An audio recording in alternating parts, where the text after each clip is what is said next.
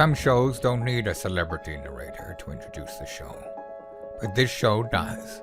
In a world filled with endless opportunities, why would two men who have built 13 multi-million-dollar businesses altruistically invest 5 hours per day to teach you the best practice business systems and moves that you can use? Because they believe in you, and they have a lot of time on their hands.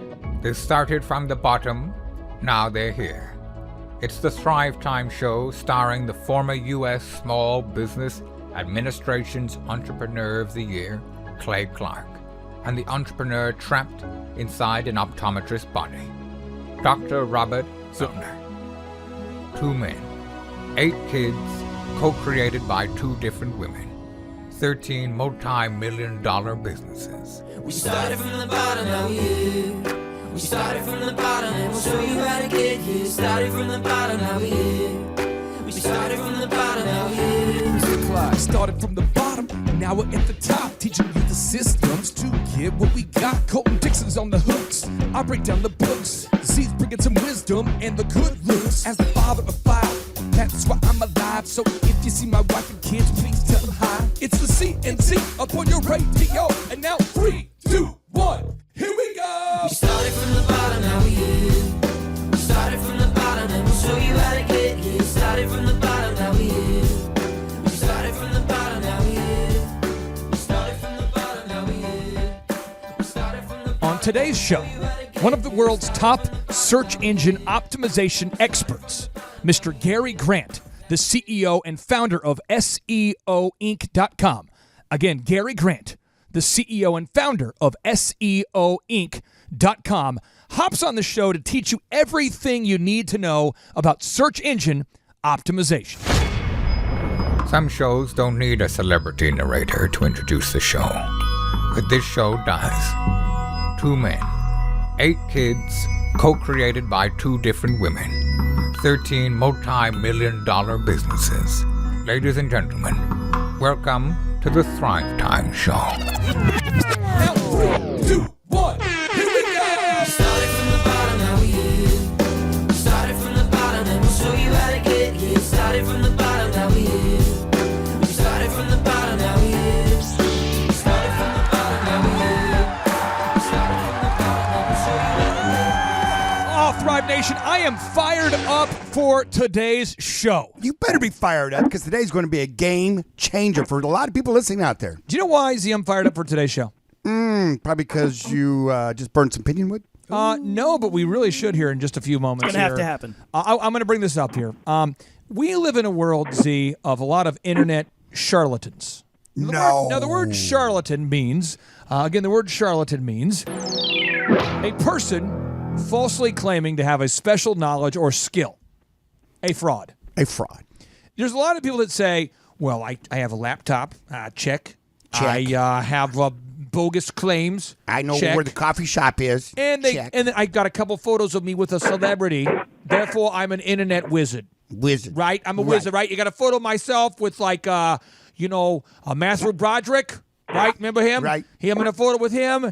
And I'm cousin twice removed from somebody else. And then I've got a laptop. And my magic wand is my laptop. But see, on today's show, we're interviewing a guy by the name of Gary Grant. He's the CEO of SEO Inc. And Gary, by the way, welcome onto the show, sir. How are you? You know what? I am doing so awesome and happy to be here with you guys and all your listeners. This is just going to be a mind-altering, mind-bending, money-making idea show, I think. Well, okay, so Gary, we'll go ahead and wow the listeners out there. A little bit of name dropping. Who are some of the companies that you guys at SEO Inc. have worked with over the years to help them dominate search engines? Well, you know what? After 20 years of doing this, I've seen every kind of business vertical. I'll keep it short. Pacific Gas and Electric, largest energy company in the United States. S.C. Johnson, we did all 17 of their brands like Tide, Glade, Windex, Pledge. We've done 20th Century Fox. We're the guys behind Avatar, Wall Street 2, Planet of the Apes, Vegas.com, eyeglasses.com, 1-800-DENTIST, and it goes on and on and on. Wow. Did you say Planet of the Apes? Planet of the Apes, yes, that was a fun one. That's impressive to me because that's the first movie I've ever seen that I can relate to. Yeah, when I was a kid, they had a deal for $1. You could go see all 5. It said it was go 8 for the day when I was a little bitty boy. Really? Went in for the day. I think it was $1. It was a cheap babysitter for my mom. So it was like, yeah, $1. Here 7 you go. hours. Yeah, See you later. Exactly. Now, we're in a world where a lot of people have monkey brain, Gary, where people just cannot stay off their smartphone long enough to what? to pay attention, Gary, what's up? or to learn something. And you have focused on this search engine game for a long time to become an expert. So I'd like to ask you, how did you first get involved in search engine marketing? Because you have stayed focused on this idea for so long. You fought the natural desire everyone has to have monkey brain. How long have you focused? How did you first get involved in search engines, and how long have you been doing this? Okay, that's a great question. And you know what? It was one of those holy grail moments where the clouds parted and this big light came down. I used to be a web developer in Los Angeles, created a lot of great sites. You probably heard of them: Charlie's Angel, Hollow Man, Blair Witch, some talk show radio hosts, Rush Limbaugh, a bunch of those. But I just finished doing Blair Witch. An artisan came to me and said, hey, we have an idea for this great site. So we worked on it for a year. It was $1 million budget. I created the site. It was all in Flash. Remember those days? Oh, Flash. Flash. Flash. Great product. But I was done with the project, delivered it early, and they said, Gary, thanks a lot. We just sold it to Sony for $13 million. And thank God we did, because the site can't rank on the search engines. And there it was. He came down from above and said, Gary, that's the holy grail. The reason is you could spend $1 million on a website, and if it's not visible, it's worth nothing. Gary, I had audio, and a lot of times people don't like that I mic our guests without their permission. Well, but Z, we have audio of what actually happened at that very moment. Do you want to hear the audio, Z? From what year was this, Gary? It was 1996 or 5. No, either way, we do mic everything, but sometimes we fail to date it, Z. But this is the audio. It's amazing your mic technology, even back in the 90s. Gary, this is the man upstairs. I'm not going to necessarily say this is the voice of God, but the voice of the man upstairs. And I do want to clarify that if you build a beautiful website, a beautiful, incredible, huge, gorgeous website that no one can find, it's like building a billboard in the woods. And as the man upstairs, I'm communicating to you via CB technology. Gary, is that kind of what it felt like, that moment? It almost the same way, yeah. I still have goose pimples every time I hear that. yeah, Nice. Okay. So I have a bunch of questions that we've gathered from the Thrive Nation that I want to ask you, and then I'm going to have Z ask sort of the follow-up question on behalf of the entrepreneurs out there who go, I don't know what you're talking about. Huh? So when you optimize a website, Gary, why is it important, step one, that you decide what keyword phrase that your website is about? What one keyword phrase your website is about? Okay, that's really incredibly important. People don't understand the importance. They put all this garbage in the titles, all the garbage in the meta information, and on their page. You have to really focus. So I'm going to give you an example, and you're going to know who they are. So let's say your company does carpet cleaning.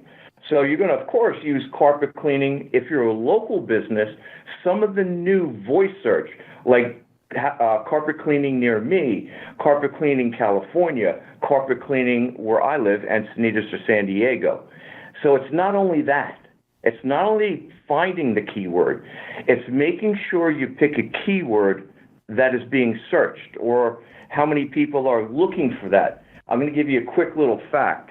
So carpet cleaning, just that one generic term, 102,000 searches per month. Super hard to get. 102,000. Yeah, 102,000. All right, now let's look at this. Carpet cleaning near me. What do you think of those searches would be? Well, about 3,800. That's the potential that you could have coming to your website. Now, that would be a perfect 100%, but let's take that for example. Here's another weird fact. Carpet cleaning California, 10. Now, why would carpet cleaning near me and carpet cleaning California have such a wide difference? And why would it be carpet cleaning near me have a higher? Because people are looking for relevant. You have to think like what a user's doing. I wouldn't type in carpet cleaning California because maybe it's some guy up in way up in North Cal when I need somebody at my house. So you have to be really strategic when you're picking that money-making keyword. Make sense? Okay, I've got it now. Now we've done that question. Now we come over here to the old dudes. The old guard. That we're, that we just figured out how to turn our computers on. Messing and with your phone all the messing time. with, trying to figure the stuff out. It's updating. Yeah, we're always calling Apple to can I get an appointment to come in and figure out how to do this thing? You threw out a term in there. You said meta, the meta tag. What the hey? Yes. What is that? Is that like a medical term? Is that like a Medic. Is that like a medic? Did you mean The medic tab? That like the medic tab, like the. Oh, okay. Meta tags are like the code behind your website. So your website looks all pretty, or if you have a building, it looks all pretty. So how do you run that building? Where you have electric wiring in it, you've got plumbing, all those things that go in the background are the same as on a website to get it to work. Gotcha. Well, that just makes sense now. Now, this is one thing I want to make sure the listeners get out there.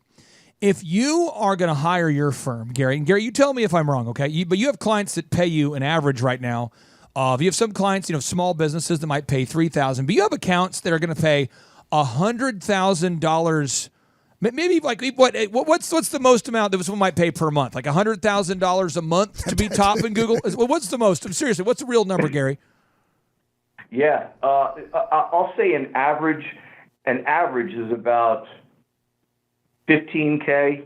But some of the small businesses, I'm really sensitive. I'm an entrepreneur. You guys are both entrepreneurs, so I try to help everybody. Even if they can't afford my company, I'm going to give them really useful information. But some of the big dogs are playing, well above $50,000 to $80,000. How could somebody afford to pay you? Why would somebody pay you guys $50,000 a month? I mean, how could it change somebody's life if they get to the top of Google? It is exponential. I mean, it's hard to put in words. When I see clients get those top results, like we did Frederick's of Hollywood, which was one of my favorite accounts, by the way. Victoria's Secrets was always in those top positions. And we got them number one for lingerie and sexy lingerie. And it exploded the revenue 30 times. 30 times? Wow. Yeah. 30 And they were a times. multi-million-dollar company. That's amazing. That's, again, if you're out there and you're saying, why do I need to learn about optimization? It can absolutely change your life. And Gary, one thing I've noticed is that a lot of businesses, they go to a conference and they leave confused. A lot of business owners go to a conference and they leave confused because the guy gets up there, the presenter talks about short tail keywords versus long tail keywords. Can you explain the difference between short tail keywords and long tail keywords? Sure. You know what? I don't even have to go to a conference to be confused sometimes. It just naturally happens every day. Except when it comes to this. Long tail. Here's the perfect example. A short tail is that money maker, the real big one, the national keyword. Like, I'm going to keep using this one over and over. I think everybody will understand. Carpet cleaning. Okay? So a long tail is carpet cleaning near me and stain removal experts.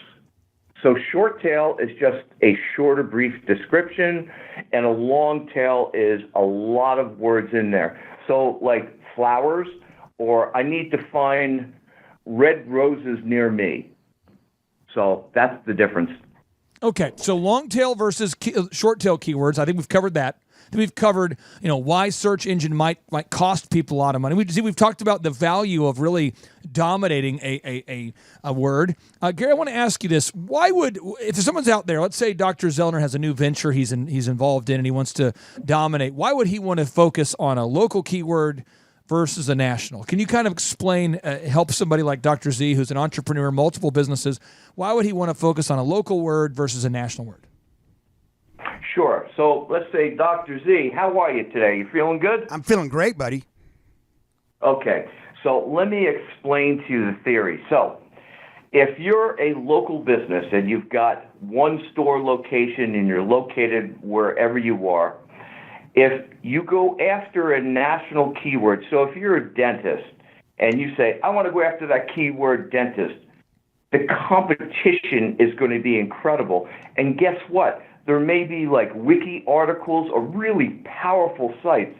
The Wall Street Journal talking about dentists, maybe WebMD. It's almost going to be impossible to get that keyword. And guess what? Google's smart. So if you type in dentist, they're going to use your location to pull up more relevant information, especially with this machine learning that's going on. Computers are getting smarter. So you want to focus in your area because you don't want a guy calling you for a teeth cleaning in Oshkosh, wherever. You want a person that's right near you to get in and earn the business. But let's say that Dr. Z has a new company or a brand he's working on, and Z wants to take it statewide. Would you be able to tell him how much it would cost if he wants to be statewide dominant for a new product or service? Yeah, absolutely. I sit down with everybody. I speak with everybody. Since I've been doing this so long and seeing so many different type of business verticals, I sit down and I say, okay, Dr. Z, what do you want to accomplish? Tell me what's going on with the site. Oh, I don't have enough business. I don't have enough foot traffic. I don't get enough leads off the website. I don't get enough phone calls. So I define what your goals are, what really matters most to you. Then I structure a strategy based on that. To me, it's really simple. He's in California. He wants to dominate all business in California.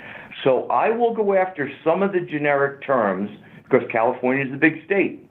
And then I would define that by localities.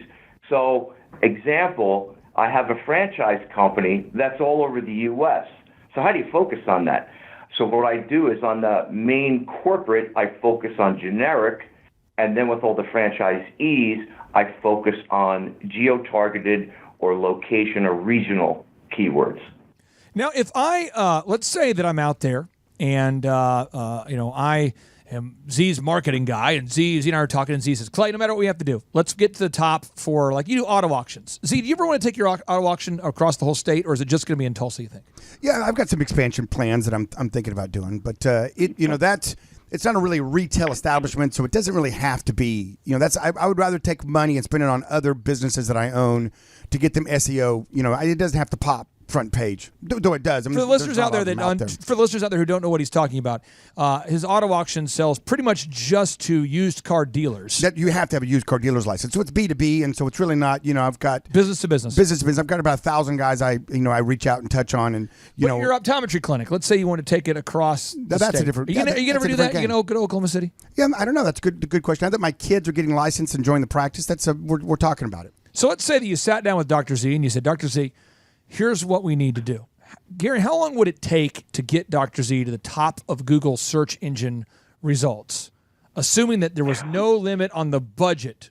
Like you could just spend whatever whatever was available. I always would just ask you, how long would it take to get Dr. Z to the top of Google for the whole state? He's already in the top for Tulsa, but how would you get to the top? How long would it take to get to the top for the state of Oklahoma? That's a really great question. I get that asked all the time to me. Now, in the background, what I think in my head is, okay, how competitive it is, how many other people are competing. I look at his competition to find out what they're doing versus what he's doing. But here is the answer. I tell everybody it's at least 3 to 6 months to get really traction going and get good results. And the reason is it just takes time to build out the website, to create all the on-page SEO, to bolster your content and then amplify that or push it out through all your social media channels like Facebook, LinkedIn, Pinterest, YouTube, and Twitter. So to get there, I'm going to tell you, Doctor, just because I don't want to give you false expectations, 3 to 6 months. Sure, that seems fair. Now, Marshall, you work with a lot of business owners who ask SEO, search engine optimization related questions, and we have one of the gurus of search. I really do believe that there is Gary Grant, Bruce Clay, and then kind of everybody else. There's not a whole lot of other search engine optimization wizards with as much of a resume as you guys have. What question would you have for Gary about search engine optimization on behalf of some of your clients who ask these questions on a daily basis? Yeah, so I have some clients that really want to get to the top of Google, and they see sites that are performing so well. And so they'll say, I really don't want to create the content myself. This site's performing really well. Can I just, copy the content that's on their site and post it on mine? Or can I just, hire somebody to write the content for me? I mean, why can't I just duplicate content from other sites around the web and compile and make a big aggregate site for search engine optimization? Okay, well, you know what I would tell you? Wait a second. Did you guys hear that? I hear police sirens. Oh my God, I just got a letter from a lawyer because you'd be in violation of copyright infringement laws, DCMA, DMCA, Digital Millennium Copyright Act. So when you put up content on your website, you immediately own that. All the images, the pictures, the content, that's your stuff. You own it. It's copyrighted. It's on your website. When somebody steals that and scrapes your site and duplicates that just for the quick run, you can send Google and them a instant removal of the content. If they refuse to do it, you can go to their hosting provider, and by law, they have to comply with this Copyright Act and pull them down. Now, I will tell you something. This is kind of interesting, and it goes along with that question. Our site is www.seoinc.com. If you guys want to check this out and type in www.seoinc.us, that's a guy stole my site. Oh. It's a guy that, he duplicated it. So I have a process going on right now. I just contacted their hosting company, and they should be down within a day or two. Really? Look at that. .us. There it is. That's pretty crazy. Well, hopefully he's getting a lot of leads here before you take him down, right? Yeah, you know what? That's really fraud. And I'm really scared for people. And there's a couple programs you guys could use and for your listeners to take action. One is called Copyscape. And what you do is you put your website in there and different pages of your website, and it scours the internet for people using your content. It will come up with they've copied 10%, or in some cases 100% of your copy. Matter of fact, a funny story, I had somebody steal my site, and I think they were in Japan, and it had the About Us page, and it says, our CEO, Gary Grant. And I was like, wait, what? They left that in there. They were so bad at stealing the content, they left my name on that page. Gary, I want to ask you some more tough questions from our listeners out there. There's a lot of listeners out there that are saying, you know what? I'm an attorney. I'm a spine surgeon. I'm a dentist. I am a lawyer. Therefore, search engine optimization does not work in my industry. Can you please debunk this myth? Oh, my God. You know what? So I'm going to put it into perspective. When was the last time you used the phone book? I use it every day. I'm a very loyal person. I believe in the brand. I just like reading it. Never. Yeah. I've never. I mean, it's never. Never. You know what? Consumers these days want information, and they want to consume it, and they want the answer right now. I need to find, my tooth is hurting. I got to find a dentist right now. Search engines and the use of the technology there's nothing that compares. Zero, nothing. Money mailers. I just throw those packs out. I don't even read it. If I want something, I want instant gratification. I don't want to go through all these companies just to find a plumber or a dentist. Now, I'm going to give you some real facts. This is outstanding. We have several dentists as clients. I have one that's paying almost $5,000 a month, and you're like, "Oh my God, $5,000 a month for a dentist? A year? Yeah, it's a lot of money. Yeah, that is a lot of money." But get this: here's the results.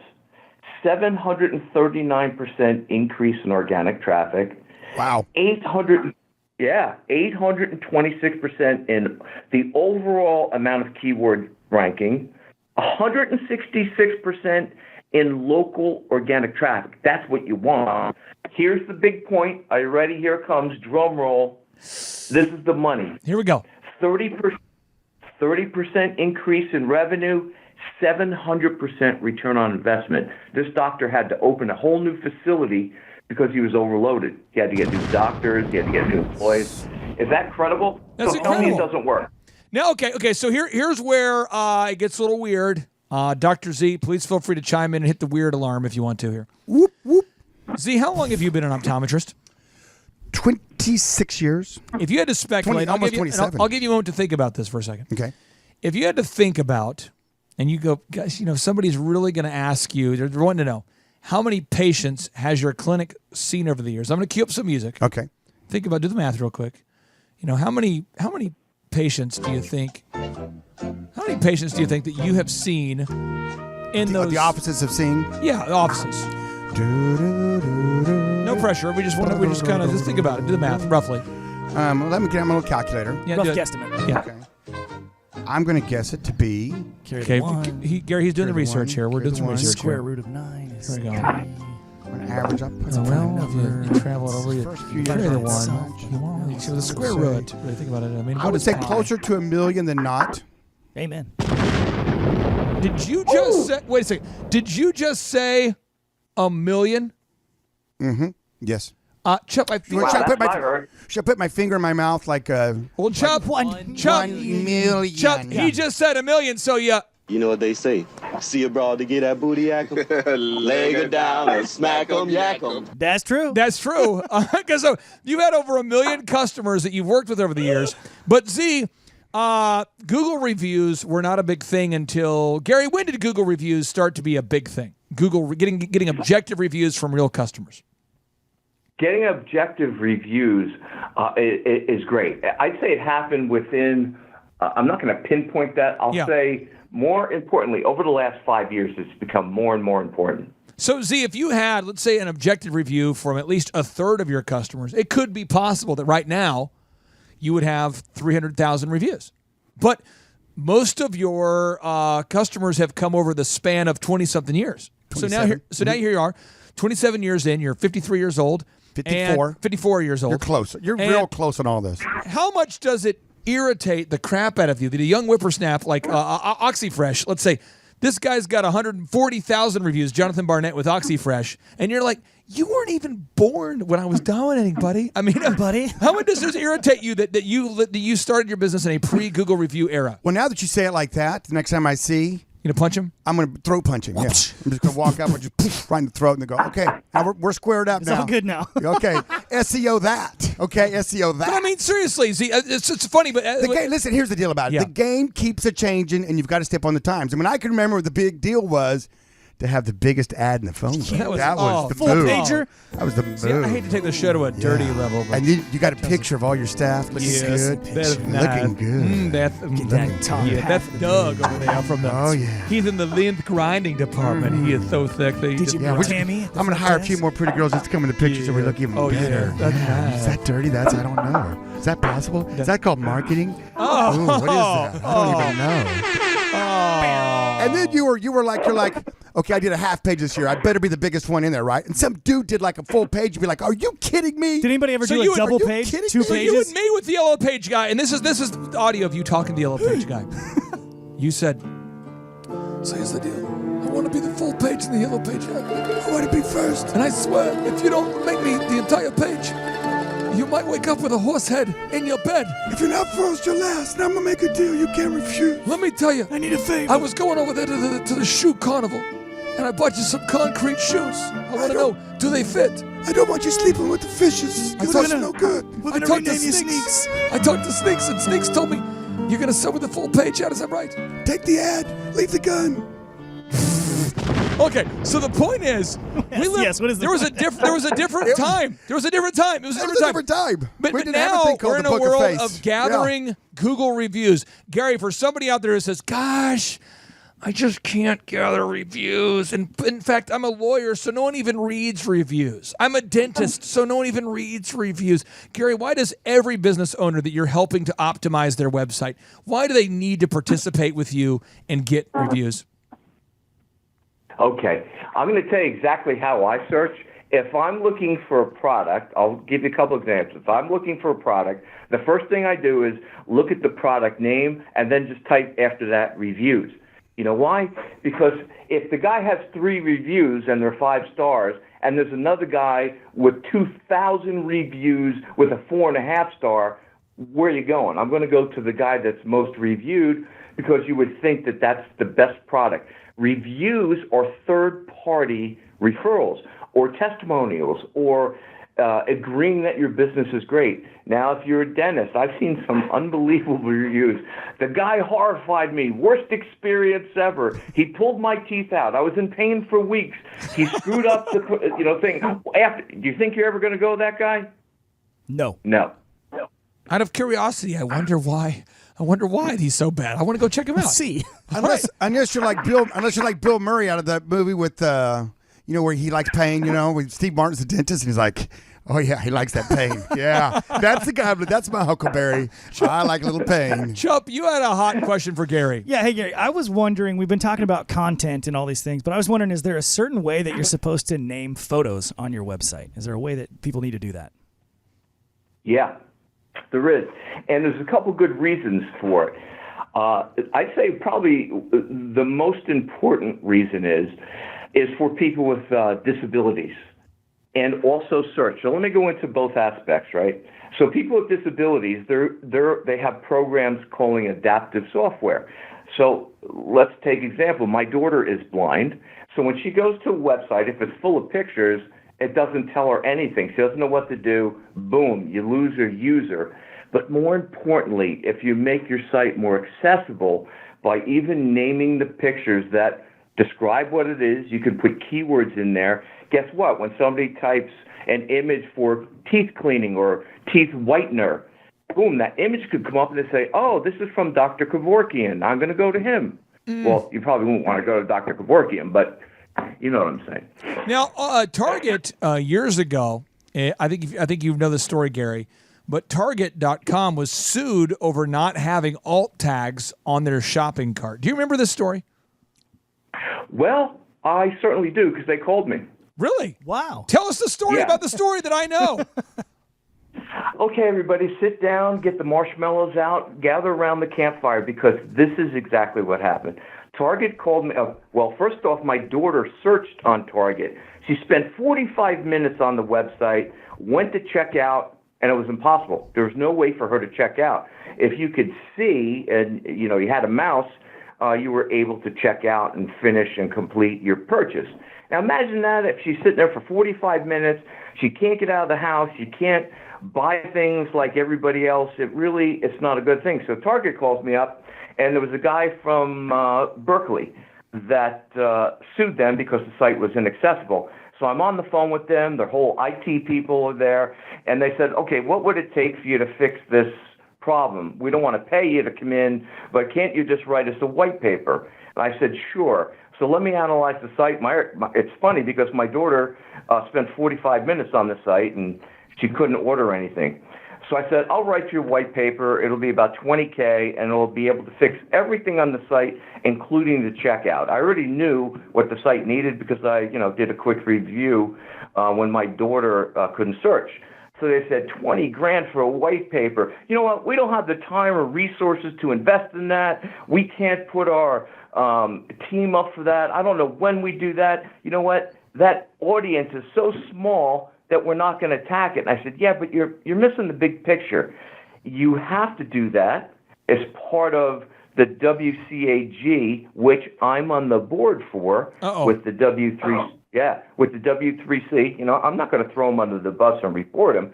But however, I said you have to do that. But even more importantly, fixing the accessibility of your website will make it rank higher. And they were like, we don't really care at this time. And I said, well, you know what? If you don't do this, you're going to lose a lot of money. Yeah, and Bruce Sexton Jr. sued them. And I believe he was a student. He was a student at the University of California, Berkeley, and he sued them. And I believe, if I'm wrong, correct me if I'm wrong, I believe he won $6 million. That is exactly right, $6 million. And you know what the sad part of the story is? What's that? Target called me up, and they said, we'd like to have that white paper. I said, really? It's now $40,000. Oh. And they did it anyway. They got me so upset that they didn't want to do it. But you know what, Clay's going on? Have you guys heard about this? The accessibility trolls? Yes. Yeah, they're out there and they're looking for these larger brand sites to go on to see if they're accessible and then going after them. It's kind of like, ambulance chaser lawyers. These guys are just trolling the internet, or patent trolls. They're going after companies now. Alt tags is what you call them. You got to name your images properly, and if you don't, you won't rank high in Google. And potentially, if you're as big as Target, you might be sued, or maybe slightly not as big as Target. But if you're a big company, you might be at legal risk. Now, Gary, I want to ask you this next hot question. Google reviews. Going back to this again.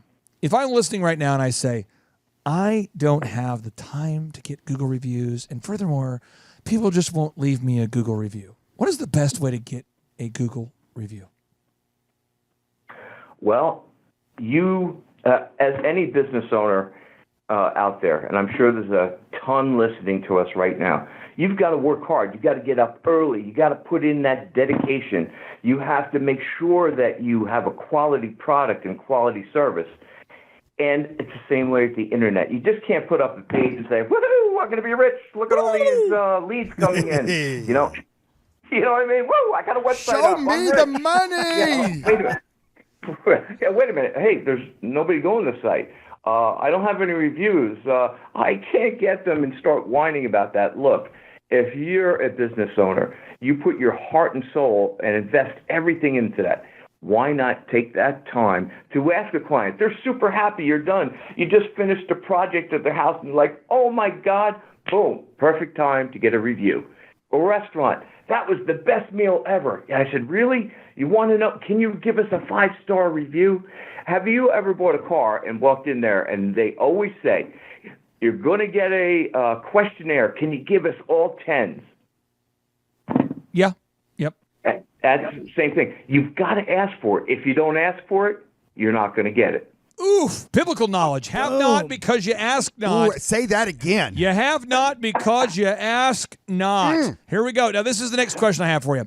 There are companies out there that email you every day. Anybody out there listening, you get this email. It's a company typically based in India or somewhere near India. And they're going to say, we have microwavable burritos for you. For $399, we can get you to the top of Google. We can do this for Would you Like today. me to optimize your Google map for you? We would. And you're saying, okay, that's cool because I listened to this show with Gary, and Gary's saying, it might cost me $3,000 a month, and for $399 a month, I mean, they're going to do it. So why not? And I get a burrito thrown in on the deal. Yes. It's not a bad deal. I get the burrito. Gary, can you talk to me about why you can't just hire a firm out of India to optimize your website for $399? Sure. You know what's really crazy and strange? I get about 5 emails a day. I will get you to the number one in Google in 3 weeks. Just send me 500. I'm getting it. And you know what I send them back? And I said, well, if you had rankings, you wouldn't have to spam me. So thanks, but no thanks. Yeah, ooh, truth bomb. Bam. Right. So here's the thing, right? Everybody, when Bruce Clay, and I know Bruce, you mentioned him before. I know him very well. We're really good friends. And when we started, there was only a handful of people doing this. Now it seems like everybody and their brother knows this, and everybody from India, they're like, oh, this is a hotspot. We can make a lot of money. In fact is they don't know. They're just thinking that putting some keywords in a website is going to get people ranked. You might as well take that $300 and take your wife or significant other out for dinner, because it's not going to do anything. You get more enjoyment from the dinner. It's not going to work. What you just said's not right. Z, here's the deal. He does poor. I'm going to call you out, Gary. That was a poor analogy. You should take the $300 and take your wife's brother on a date. Because that is. I mean, you don't get any. If you take your wife on a date, you at least get some impact, right? We have a disconnect. I think we have a little disconnect here. I'm saying if you take your wife on a date, there might be a benefit of doing that. Well, yeah. But if you take your wife's brother on a date, there's no upside to it. That's more akin to this. Oh, I see what you're saying. You know what Yes. I'm saying. I see what you're saying. I got it. I got it. And I'm just saying I want to take my wife's brother on a date. Right? I mean, Yeah, okay. So just, Is there something wrong with that? got a little weird there. Got a little weird. I mean, just joking, right, guys? Freudian slip. Okay, all right, so moving on. All right, so now search engine optimization. A lot of times people say, okay, my site looks awesome, though. It looks awesome. I just paid a website company to build it, and it looks awesome. But I cannot find the passwords. Gary, how often do you work with a business owner who cannot find their passwords? Yesterday. We're doing a wine distributor site. He happens to be a good friend of mine, and he goes, wait, I had somebody build this site for me, and I don't know where the passwords are. I can't find the passwords. And we called the company. We actually couldn't get the passwords. We had to get him on the phone to validate he was the guy that owned it. We got the passwords. And he didn't know what he was doing. He sent me passwords for his Facebook, all the other accounts, and he called us up this morning and says, hey, wait a minute, there's all these new pictures and videos up on Facebook. I don't even know how to post there. I didn't even know I had a password from that. I get that all the time. You know what? This is your business, man. This is your business. Would you forget the unlock code of your business when you walked in the door? You have to keep this this is going to make you money. So it's incredibly important. I lost the password. Oh, I lost the keys to the front door. I guess we're going to be closed until I get a locksmith. Let's take some time off. I can't find the key to my house. I mean, this is a big thing. So if you're out there listening, this is not meant to beat you up. It's meant to help you. You got to know your passwords. Talk to me about the dangers of just delegating your website to some web guy or somebody related to you twice removed. Gary, why is it so dangerous to delegate your web optimization to a guy you know? Oh, my God. This is probably the worst thing you could do, especially if it's a family member. Because I've had a guy, I gave the web development to my cousin, and at Thanksgiving, we had a brawl at the table because he didn't finish it, and it looked like crap. And I was like, oh, my God. Now, if you hired an agency, you'd have a professional do it. Because a lot of people think I'll just go to Wix or Squarespace and put a website up. Guess what? Those sites you can't rank. You just can't. And then I've got a guy that has just a one-page wonder, like a business card. It's not going to do anything unless you just say, hey, take a little website. But if you want to make money, you've got to think about it, man. Plan it. So when you build a building, now look, I need to build my house. Hey, cousin, why don't you just wing up the house and build it for me? Wing it up. You think that's... Depends if it's your wife's brother, I think. I don't know. Yeah, just go for it. Get your nail gun, go buy a hammer. I'll even give it to you. Build the house. Hey, I took you on that. Planet. I took you out the other night there, brother-in-law. Can you just build me a house now real fast? real Can quick. you? Yeah. I thought I remember buying you some incredible tableside guac. Steak Yeah, dinner. table-side guac. Now, I want to ask you, why, Gary, for somebody out there who's just fighting this idea, why does it matter what a website looks like? Okay. I'm going to put it kind of in simple terms. Have you ever been to a store and you walk in and you're like, whoa, I'm never buying anything here. Turn around, walk right out. It's dirty. It just doesn't look cool. Everything is broken down on it. Same thing with the website. You have to present the image of your company. You can present yourself to be really larger than you are, like a plumber. It could be amazing. His shop might be a mess, but that website, people are like, whoa, this guy knows what he's doing. So it's all about that image and, more importantly, become an authority, have trustworthiness in the site, because that's how you're going to get people to buy from you. So you have to just think in those terms on the Internet. I'm really good at what I do. I've got a great building, yet my website looks like crap. That's could be the first impression somebody gets. Okay, I'm never going to use Joe Schmo the Plumber. That site looks like garbage. His work will probably be the same. Why can't you just update a website, fill it up with meta tags, meta descriptions, meta keywords? Why can't you just take a site, load it up with the meta tags, the meta keywords, and description, and that's it? Why do you have to keep adding content? Okay, another great question. Back in the old days, before cell phones were out there, I remember those times. You guys probably don't remember those. Oh, I times, do. But I do. yeah, you do, right? Oh, yeah. So back in the old days on search, you could stuff all the keywords in there and put that's like great. 50 words on a page. Yeah. Put every product and service, and you might have the potential of being ranked. Oh, that's nice. Nowadays, Google has so many signals to look at a site and score it. They want quality. They want the site to be authoritativeness. They want to make sure you're an expert.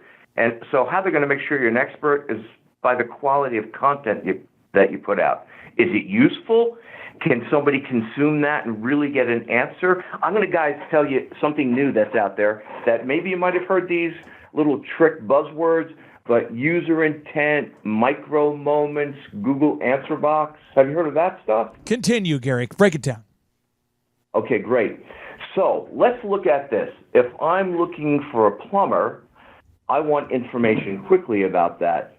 So user intent is a person to find a problem, look for a product, like how to fix a leaky faucet. How do I fix that leaky faucet? I want to find a plumber to fix my leaky faucet. So the intent of me going on the search engines is to answer one of those questions. A micro moment, without getting too complicated, is that moment when the person is either on their phone or has a specific problem to solve. They're going to find that content because it's really good. So Google Answer Box, I don't know if anybody has seen this, but if you go how to fix a leaky faucet, you're going to get videos up there of people doing it. And I saw it the other day. I just wanted to figure out, like, what's this Google Answer Box 0? Well, guess what? There's a position higher than number 1. It's called position 0. It's one of the most coveted positions to get because traffic goes off the hook. So if any one of your viewers or yourself type in what is E-A-T, which is one of Google's acronyms, we're number 1 for that search.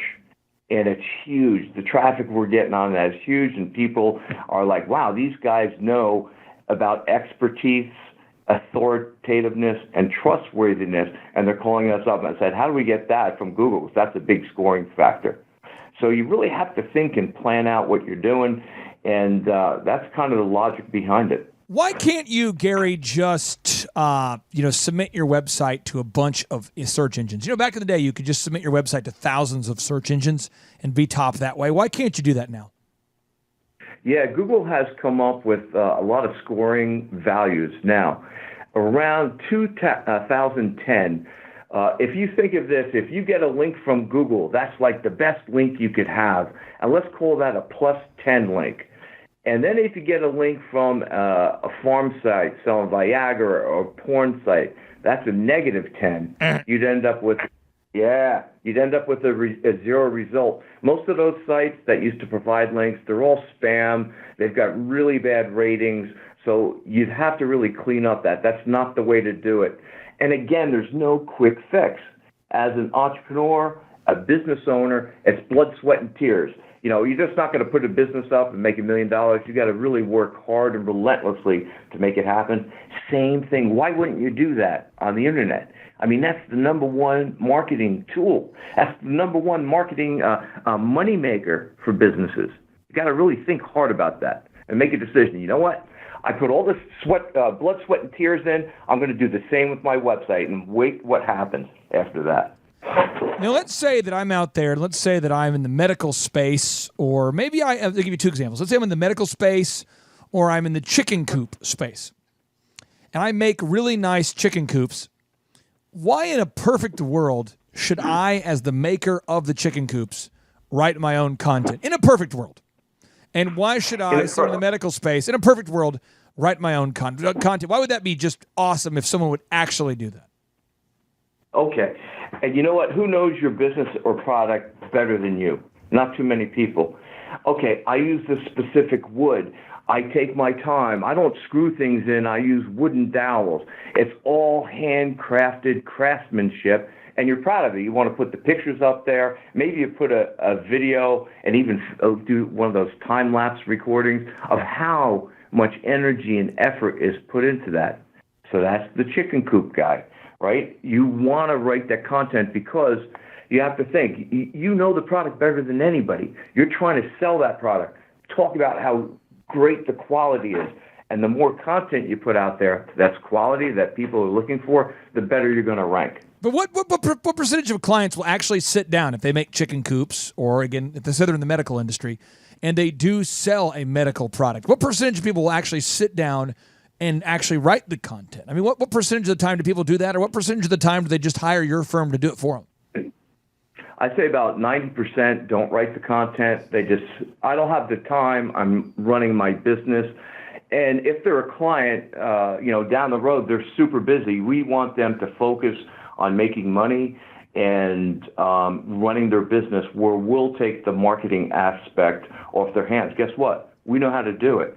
Because you know what people tell me, Clay, I write this content. Again, it's that holy grail moment that I put out all this content, but nobody's viewing it. Well, the content has to be optimized too. Okay, so how much do you charge per page of content? Let's say a guy reaches out to you, they are in the medical industry or in the coop industry. What do you charge per page?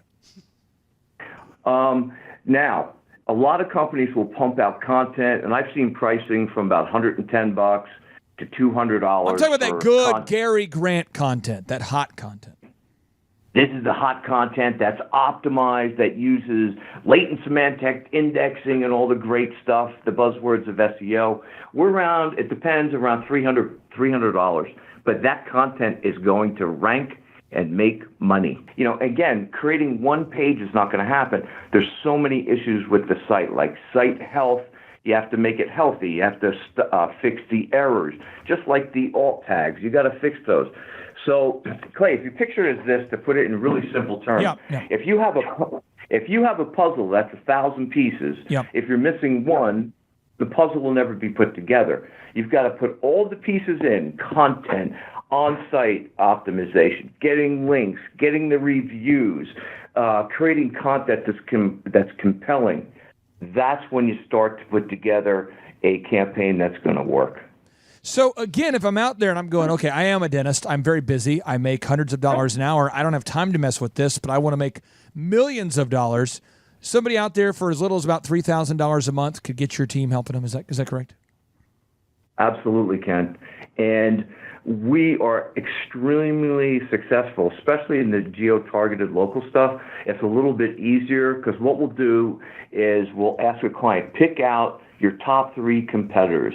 And what I'll do is go in, analyze what they're doing, and then we'll beat them at every turn and make my clients money. The most important thing is, okay, we'll get you traffic, we'll create your content, but if I'm not making you money, I'm not going to be a good friend of yours, and the next time I come in for a root canal, you're going to pull my teeth out. Okay, so why does it require an entire team of highly skilled people to optimize a website and not just a dude with a laptop? Great. Just as you have a guy building the house, you're going to have an expert carpenter, you're going to have guys that do the plumbing, you're going to have electricians, you're going to have sheetrockers. Same thing when it comes to SEO. You're going to have a guy that writes great quality, compelling content. You're going to have an analyst to go out and look at all the sites that you're competing with, figure out what they're doing, research the keywords. Then you're going to have an engineer go in and fix any health issues on your site. So it takes multiple people, super talented people. Most of my team has been with me minimum 3 years to 19 years. I keep people, I treat them really good, but they put out great work and we get results. Everybody's vested in our clients. Gary, I've got a 2-part question here for you. Here we go. The first one is, I'm out there, I'm listening to this podcast right now, I'm getting super excited. I mean, I'm getting fired up. Fired up, baby. Fired up. Woo! And I'm thinking, what's the number one thing that I could do to my website or that I could have my guys do or that I could do to help me right now? That you see overall as a general rule of thumb, what is something I can put my hand around and wrap my head around and do today to help my website? Okay. I would look at it, and sometimes this is hard for business owners to do. They look at the website, man, that website looks good, but nobody's converting on it. People don't like it. So what I do is I try to pull myself out as the owner and look at somebody viewing my website. So the first thing you could do is a couple simple things. You can get an account with called Moz, M-O-Z, and put your information in there and really see what's happening. They'll give you all kinds of data on what your site's doing. Or if there's another one called SEM Rush.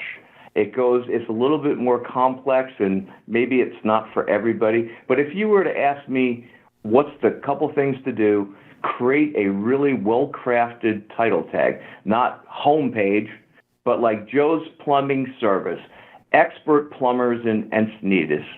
That would be a good one. If you want the brand, of course, you'd put in brand terms. So create a great title tag.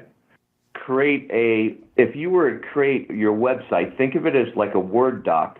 You want to put in H1 tags or like headline tags. That's the most important on-page code you could do. But you could do it like in WordPress. You just copy the first line of text, make it a H1. That's one of the most important words. Make sure you have your keywords in there and that it reads well. So those are the couple things you could do, and go get some reviews. Perfect. That's pretty simple stuff to do. Yeah, pretty simple stuff to do. Now, the second question I had for you, I've heard some rumors, and I know they're just rumors, and now that you're on you're on the inside. You're in the inner circle of the Illuminati. He is the circle. The Googleotomy. He's the circle. He made the circle. I heard a rumor that there is some talk about the government breaking up a couple of big monopolies, and one of them being Google. Have you heard anything about that? And if you have, can you tell us anything about that, or is that just because I saw an interview with President Trump the other day, and on there he was asked that question, and he talked about the possibility of breaking up Facebook, Google, and there was another big one out there too. What was it? Anyway, that they were monopolies, and that he was giving some serious thought to that. Have you heard anything? Yeah, I've had. There's a lot of discussions around that.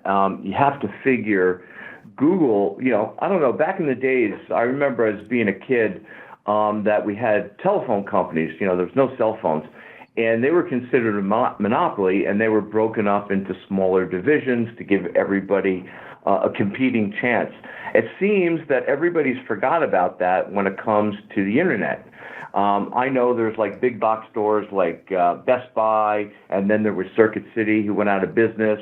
The bigger giants just consume everything in the market share, and they take over. Hey, Gary, real quick, do you know anybody from Circuit City? I used to work there when I was a young guy. Do you like Circuit City? No, it's closed. But can I be honest? Can I be honest, everybody out there? Go ahead. Circuit City sucked. That's why they're out of business. It was really rough. Rabbit trail. And I'm just saying this though because Google is so good, and like Bing sucks. I mean, if you go like on Circuit City Yahoo, search optimization. Yahoo sucks. I don't want to look at the news. I didn't want to go to the news.com or foxnews.com or see. I just want to search, man. I don't want to see the weather and updates and all this mindless distraction. Back to you, Gary. Sure. You know what? It's kind of funny. Google started out as just like a research kind of engine, and I found their patent with their algorithm, and I was like, okay. I had like a PhD guy come over, and we sat down, we picked it apart, and we're like, okay, it's about the quality of content, but it's about incoming links. And think of it as you're going up for an election, which we just had the midterms. The more votes you get or inbound links, the higher you're going to be in the results. So that's a big one right there. But yeah, you're correct. Google owns about 90-some% of search. I mean, I don't think the older generation between about, about 40 to 65 years old use Bing because guess what? It's installed on all the Windows operating systems as the default. Right. And I 100%. Microsoft is so fun. I went to the mall the other day in Oklahoma City because my kids had a cheer competition. They performed for 3 minutes. You wait in a holding tank for 6 minutes as people yell at you and encourage you to put your hands in the air because it's cheer. It's unbelievable. I've never felt more uncomfortable as an adult than going to a cheer event. I feel like I'm part of like a big AA meeting. They're like, it's like, they want this. You have to participate as a group, or they will not let you. Like, how many people are in Section 4? And everyone's like, "Woo! Section 4B." And they're looking at you. Stand up and cheer. And I'm not going to stand up and cheer. I'm not going to do that. I am not going to. They're like, everybody cheer.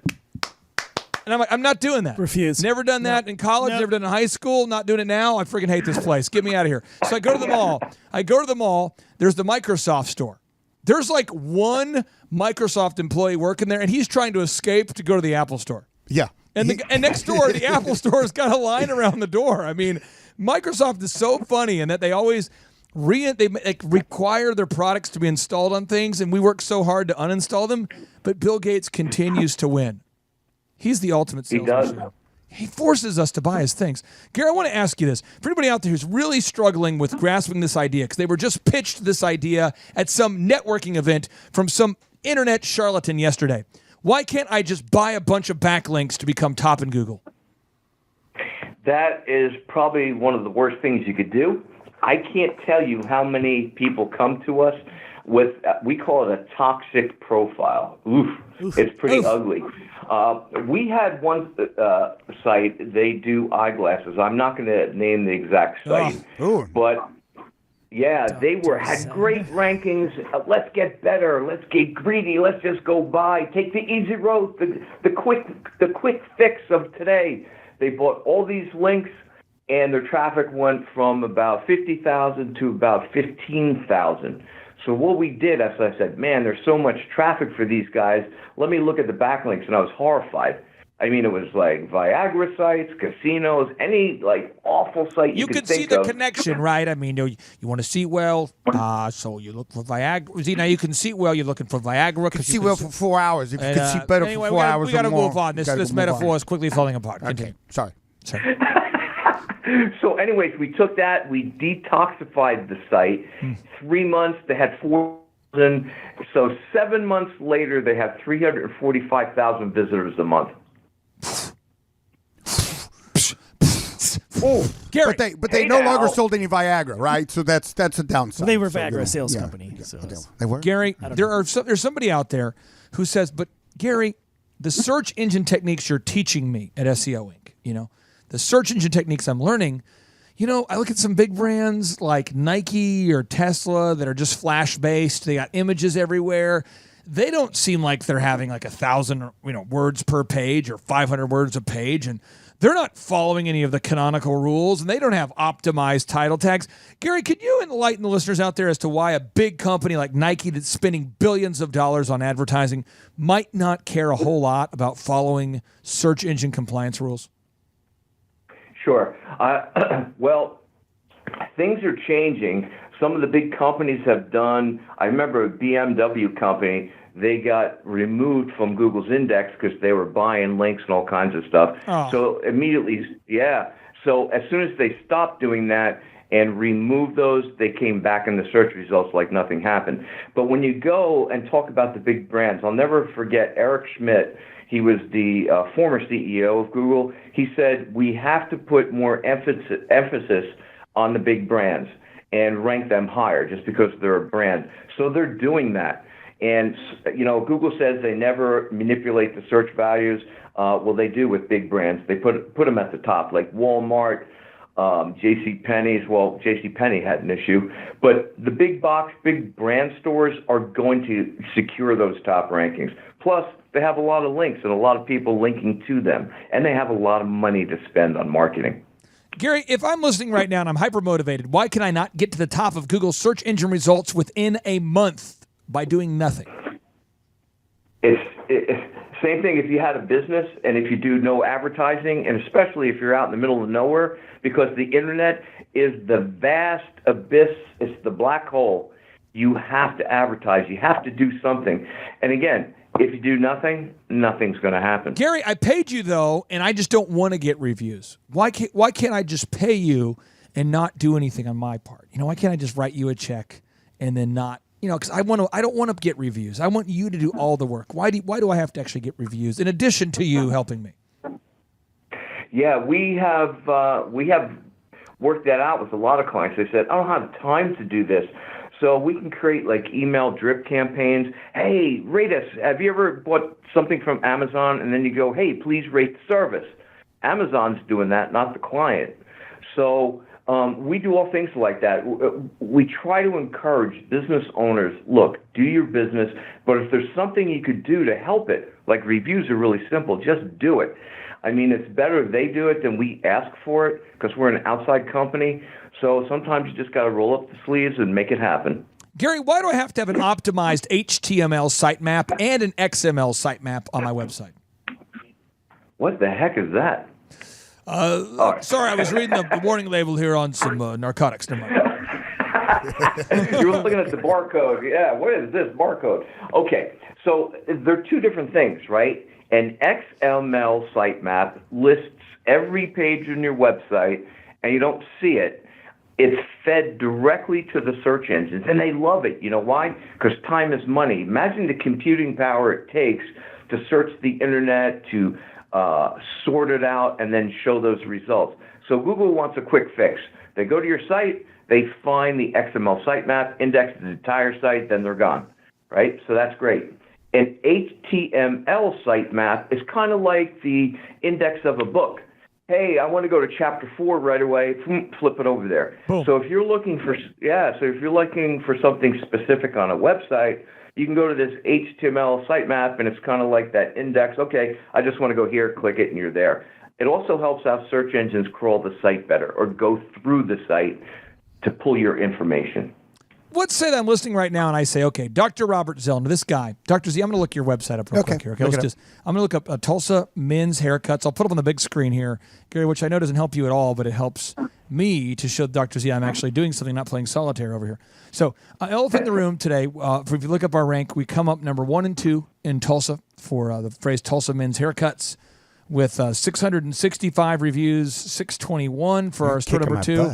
And then we've got our website down here slightly underneath Yelp. Now, if you type in Tulsa optometrists, we type that in here, and Dr. Z comes up number 1 overall with 451 reviews today. Let's say that Dr. Z is looking at his arch rival right here, and Z has more reviews than the other guy, right? Yes. But the other guy has more high quality content than Dr. Z. Why does the guy, and we're talking about the organic results underneath the map. Why does the guy? That's like the 20 best. That's a different kind. Let's go here. So you're right here. Yeah. Let's go down here. Let's look at this guy here. So let's say this guy. I won't mention his name on the air. I'm beating. But you're here. You're number 3. This guy's number 4. Okay. So let's say that number 4 guy wants to beat Dr. Z in this case. Why does the site with the most high quality content beat the site with less high quality content? If all things being equal, why does the site with the most high quality content typically win? Okay, because it's going to show that you've got, first off, consumable stuff for searchers to look for. But more importantly, it follows that guideline of Google, the EAT principle. Expertise, authoritativeness, and get it, the big trustworthiness. Now, Gary, I got a question about content. Let's say that I get highly motivated one month and I get crazy and I just double the amount of content that my competitor has, and I put it up all in 1 month. And never touch it again. And never touch it again. Yes, okay? touch it once. I put it up there. Bam! It's a 2-part question. Number 1, why am I immediately not coming up over them at my competitor in rising in the organic search results? And number 2, why do I have to continue to keep contributing the content over time? Sure. Those are great questions. I have that asked almost on a daily basis for clients. They go, why do I have to write all this content? And I'm going to just write in 5,000 pages and I should get ranked. And I said, well, no, it doesn't work that way. First off, every time you write a page, it takes a while to get indexed and then sorted through. There's all these variables, or I call them scoring signals. Google calls them scoring signals. The part 2 of that question is, number 1, why can't I just throw it up all at once? Throw it up. What I'm hearing you say is that if you put up 5,000 pages in 1 month, Google's not going to immediately validate that as being like high quality content. It can't possibly be great articles. Then the next part of the question was, why do I have to consistently keep doing it over time and not just like 1 month and then I'm done? So negative. The second part is fresh content, new content. So if you put out an article back in 2002 on teeth cleaning, don't you think there's new products out there like Zoom, or maybe you could just touch it up with the Crest strips? Okay, so everything is changing. Nothing stays the same. I'm going to give you the perfect example. Hey, why do I have to wash my hair every day? Well, it's going to get greasy and dirty, right? So I always consider like changing content or keeping your site updated, especially on the internet, exponential. There's new competitors that come in every day. There's new technologies. Google does updates sometimes daily or several times a day. So you have to keep up with the trend. So another thing is, hey, I got a mullet. I just got my hair cut a mullet. Why do I ever have to change that? Well, you kind of look pretty freaky today if you had a mullet going on. It's hot. So you have to keep up with the, yeah. Woo! I have a mullet. Gary, now I want to ask you this. Why does everybody have to have at least 350 words of content per page on their website? Minimum. Minimum. They have, Google has a value in scoring signals about the content. It should be within a certain amount of characters. We look at it now from at least 700 to 1,000 words on that page. Preach 1,000. the good That's news. a lot of. Yeah, it stops those people putting out one paragraph, creating all these pages. So you have to put some time and effort into that content. Okay, now, Gary, final question I have for you before we wrap up. I know Dr. Z has a final question for you as well. He likes to one-up me with better questions. This is my final question I have, though. For anybody out there that says, okay, I'm going through, I'm reading like Search Engine for Dummies, or I've read all these blogs, and I know that I need to get my XML sitemap, my HTML sitemap. I know my site has to have 1,000 words of content. I know it has to load quickly. I know there's all these things. If I pay you $3,000 a month, if I'm a dentist, if I'm an optometrist, if I'm a lawyer, if I'm a whatever, if I pay you $3,000 a month to optimize my local business, how long will it take for me to get to the top of Google, and how much money can I make as a result of paying you? That's a great question. In each vertical, it's really different. So if you're a dentist, that's one vertical. If you're a window cleaner, that's one vertical. Before I tell anybody or accept their business, I look at the landscape, because I'm not here just to take money to take money.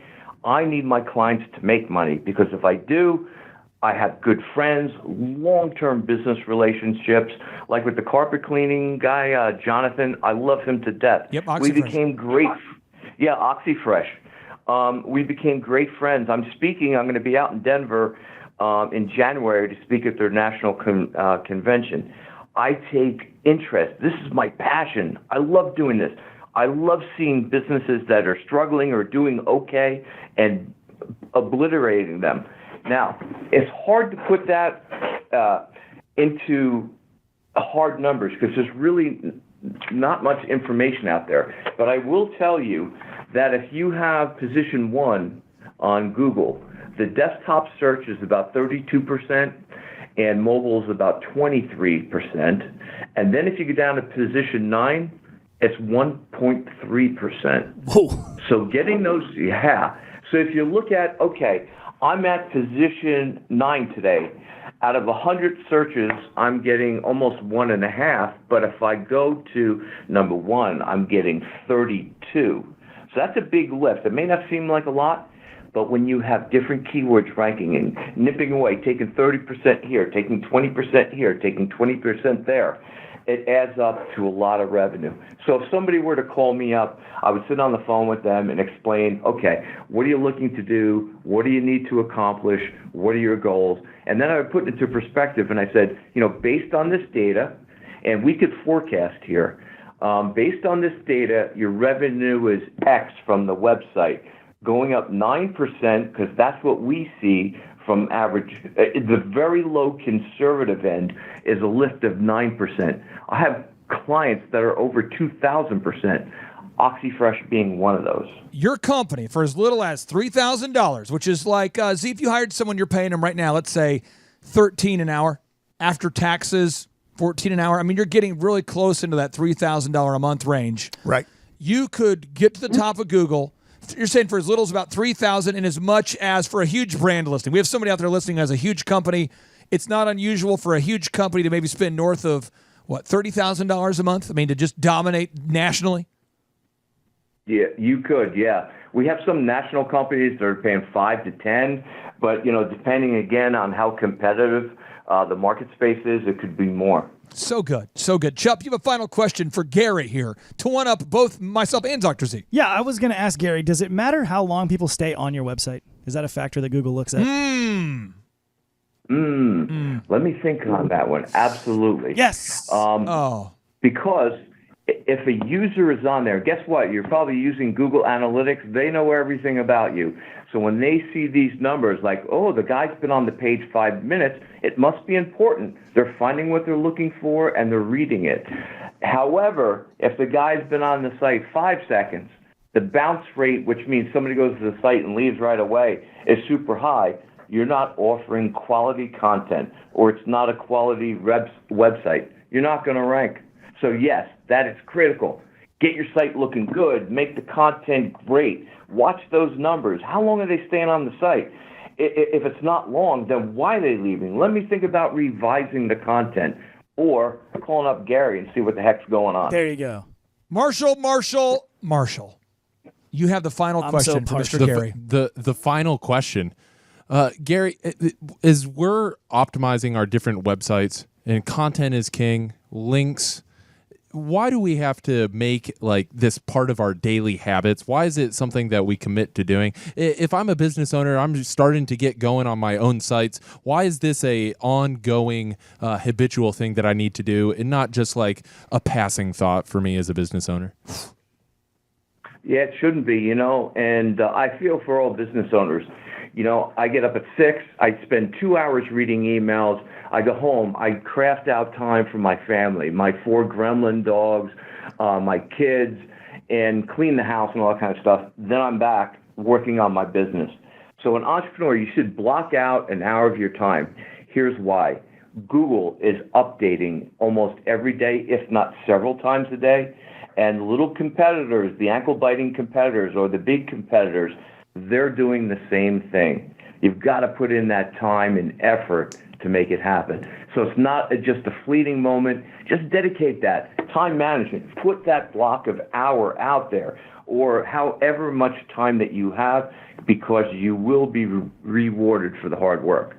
Gary, I appreciate you for being on the show for more than you possibly know. I know you're the CEO of SEO Inc., and you guys are working with big-time brands all over the world, including SC Johnson, Sandals Resort, obviously 20th Century Fox, OxyFresh Carpet Cleaning, Wedding Wire, huge companies. And it means the world to me that you would take time out of your schedule to be here on the show. And we'd like to end the show with a boom. Every show we end with a boom, which is basically, Chup, it stands for big, overwhelming, optimistic, momentum. Unstoppable. And so, Chup, are you ready to bring a boom? I'm going to yell boom. Marshall, really as I count down into the 3, 2, 1, are you ready to end with a boom? I'm ready. Dr. Z, are you ready for the boom? The big boom. I've got a boom just waiting to Boss erupt boom. out of me. Gary, are you in California right now, or where will you be bringing the boom from? I'm going to be bringing it all the way from Carlsbad, California. I'm bringing it. Okay, here we go, guys. On the count of 3, here we go. 3, 2, 1, boom!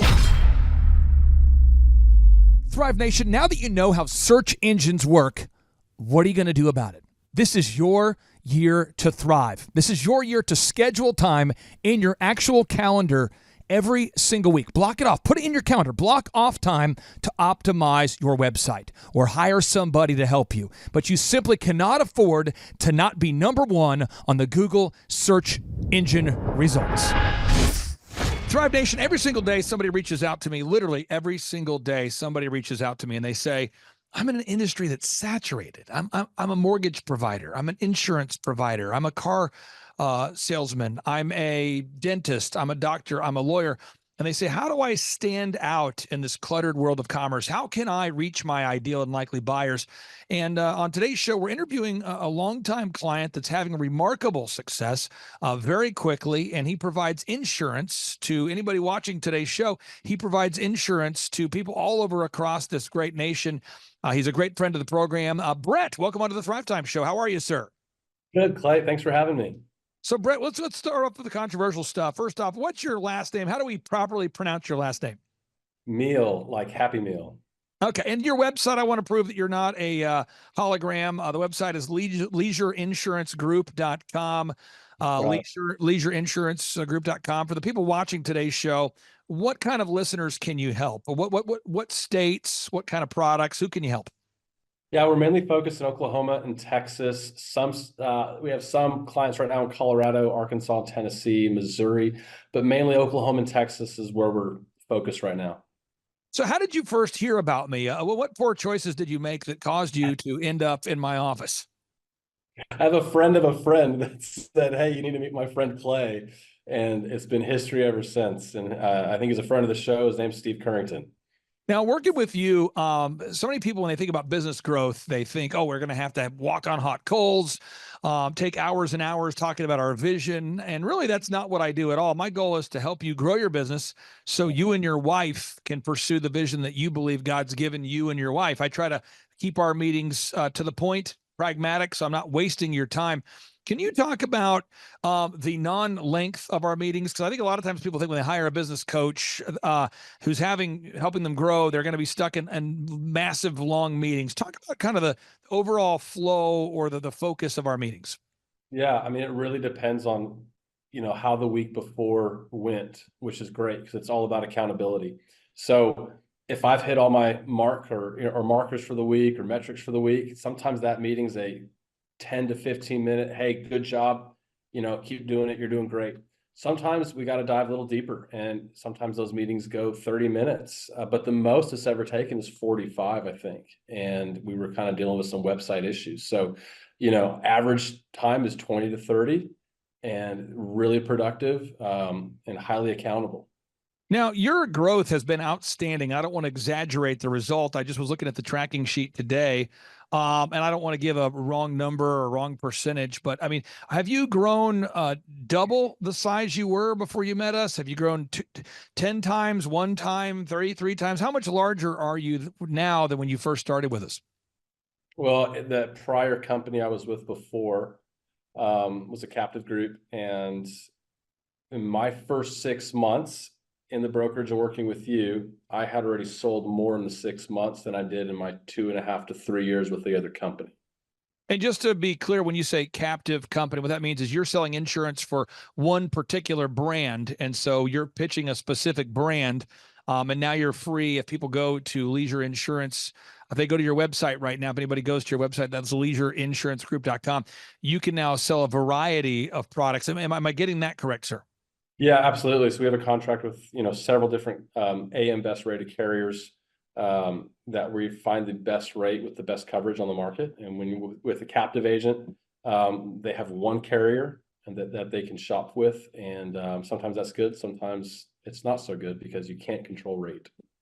Now you're saying more product now in a month than maybe you used to sell in a year. Am I getting that right? Yeah. So actually last month was July. And ever since I've been in this industry 4 to 5 years now, we've always known July is to be our worst and lowest month we've ever had. And that's the mindset everyone has. And since working with you, my mindset obviously has changed a lot about what's possible, what we can do. And July, which was last month, was the largest month I've ever had on record by triple. So I tripled last July's production.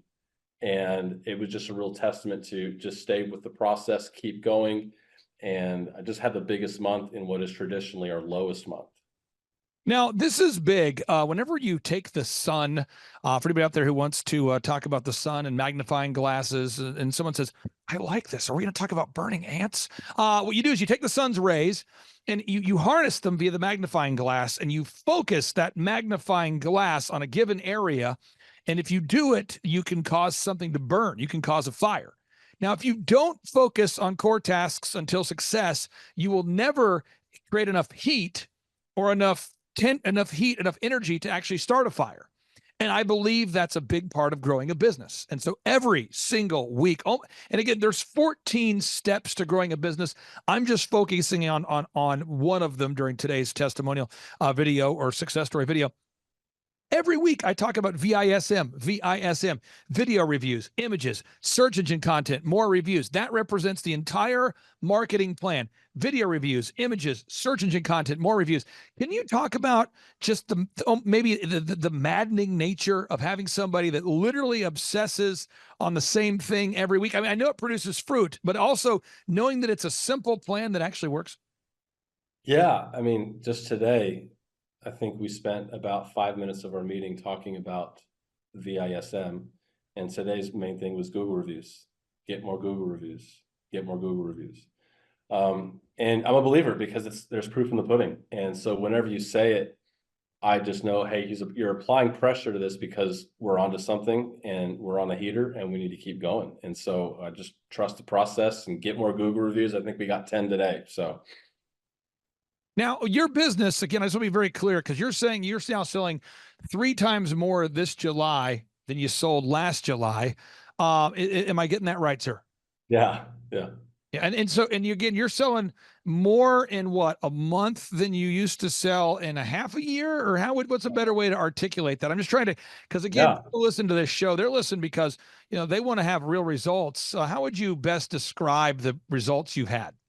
Gosh, I mean, what I used to do with our old company in 1 month, I do in a week on average. So you're now closing 4 times more deals than you used to close. Absolutely. That's incredible. Okay, so now this is the system. I'm giving people the system. Someone says, what's the secret system? A lot of these ridiculous business coaching programs, they have this system where you pay $1,700 this month, and the next month we'll teach you the secret. We just charge a flat rate of $1,700 per month. Someone says, what? $1,700. That's a 20% margin. Thus, I make $340 a month per client. It's really a simple system. I've been doing this since 2005. So we talked about this system. I'm going to go through these 14 points. Box number 1, with every client, we sit down, we figure out your revenue goals. What are your yearly goals? What are your weekly goals? We do that. Okay. Second, what's your break-even number? Can you talk about the importance of knowing your numbers now? I mean, really knowing how much you have to sell just to break even? Absolutely. I mean, you got to have a target to hit. You can't just go in and hope and wish and dial without having a target. And so you've been really good about saying, okay, I remember that first meeting because it was like, here's what I think we should do or could do. And we've exceeded that. And we've, over the last year, really just incrementally added more numbers. We've upped the numbers. Okay, cool. You got 20 this week. How about 50? Okay, you made X amount of calls. How about 50 more this week? And so we just consistently up those numbers. And so we are not just hitting the goal, because once we've hit it, you always push me to go further and get and reach for more. And so that's been incredible to see. Now, next, I want to really, really hammer this, folks. Box 3, define the number of hours per week you want to work. I'm not advocating for men to get divorced. I am somebody who does read the book of Genesis and Exodus, and I do believe in the concept of a 6-day work week and the Sabbath rest on the 7th. However, I have clients that work 4 days a week. I have clients that literally, I have one guy I talked to today. I won't mention his name. He jokes. His goal is to figure out how many minutes per week he can work. He literally is to a point where he's trying to work less than an hour a week. And he spends that hour just following up on certain things. And so everyone's got their own goals, but how important is it to know the time blocking, like block out time in your schedule, especially as a father and a married guy? Yeah, it's incredibly important. And, I sat down with my wife when we started this new venture, said, hey, I'm getting challenged a lot. And, for us to get where we need to go, I need to go in on Saturdays. So I work Monday to Saturday. And you've been really good about helping me figure out what's important to focus on and time blocking it. It's really good working with you because I can see your actual calendar and how to stay accountable to things and to actually finish it. It's also encouraging because I see your calendar and realize how light my calendar is. So there's never an excuse to not get anything done. So yeah, it's, you know what? And the time blocking is such a big thing for anybody out there. Time blocking. You got to block out time. Box number 4, unique value proposition. At Leisure Insurance, I would argue you guys are allowing people to find the best rates possible. The best plan, the best rates, the best policy. People could call it the 3 Ps. I tell non-captive insurance agents I work with, I talk about the 3 Ps a lot. When they ask me, they say, what can I do to make my brand different? I say, focus on the 3 Ps. They say, what are the 3 Ps? I say, best price, best product, easiest person to work with. Best product, best price, easiest person to work with. How has it helped you knowing that you got a website that represents you? Because we do include the photography, the video, the web, the search engine, the branding, the online ads, all of that's included. How much has that helped you go out there as an individual knowing that you have a website that represents those 3 Ps behind the scenes? Yeah, as a business owner and someone that's just driving the business, I don't have to focus on it. That's a huge load and mental load and even just skill set I don't have to think about it. And, to know that you guys are consistently updating that and putting that out there. So it's just one thing off my plate and I can focus on what's really important. Now we're moving through these boxes again, folks. I've written a book. You can download it for free. I've written 30 plus books, but you can download this book for free. It's called A Millionaire's Guide. You can download it for free at thrivetimeshow.com/millionaire. You can download the book for free, thrivetimeshow.com/millionaire. Box number 5, branding. People do judge you based upon the first impression, website, print piece, logo, branding. Box number 6, we talked about it. That's the marketing strategy for you, in particular, VISM.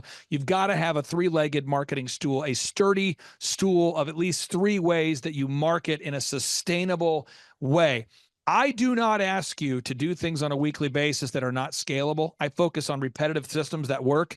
Can you just give the listeners out there an example? How much are your Google leads up this time, this month versus, let's say, 6 months ago? Oh my gosh. 10x. I mean, legit 10x. Yeah. So how has that impacted you having your Google leads go up by 10x? I mean, yeah, and my phone rings nonstop, and which people are wanting to buy or interested in buying your product, so they're automatically a prospect, and so it's been awesome. I don't, the marketing leg of just having leads come to you is such a load lifted off my shoulders. Now we look at box number 7, having a sales conversion system. You do a great job with this, but you have sales scripts, recorded calls, print materials that make sense, pre-written emails. You got it in place. Box number 8, figuring out how much profit you actually make. You do a great job. You got to measure what you treasure. Tracking is a big part of success. You do a great job of that.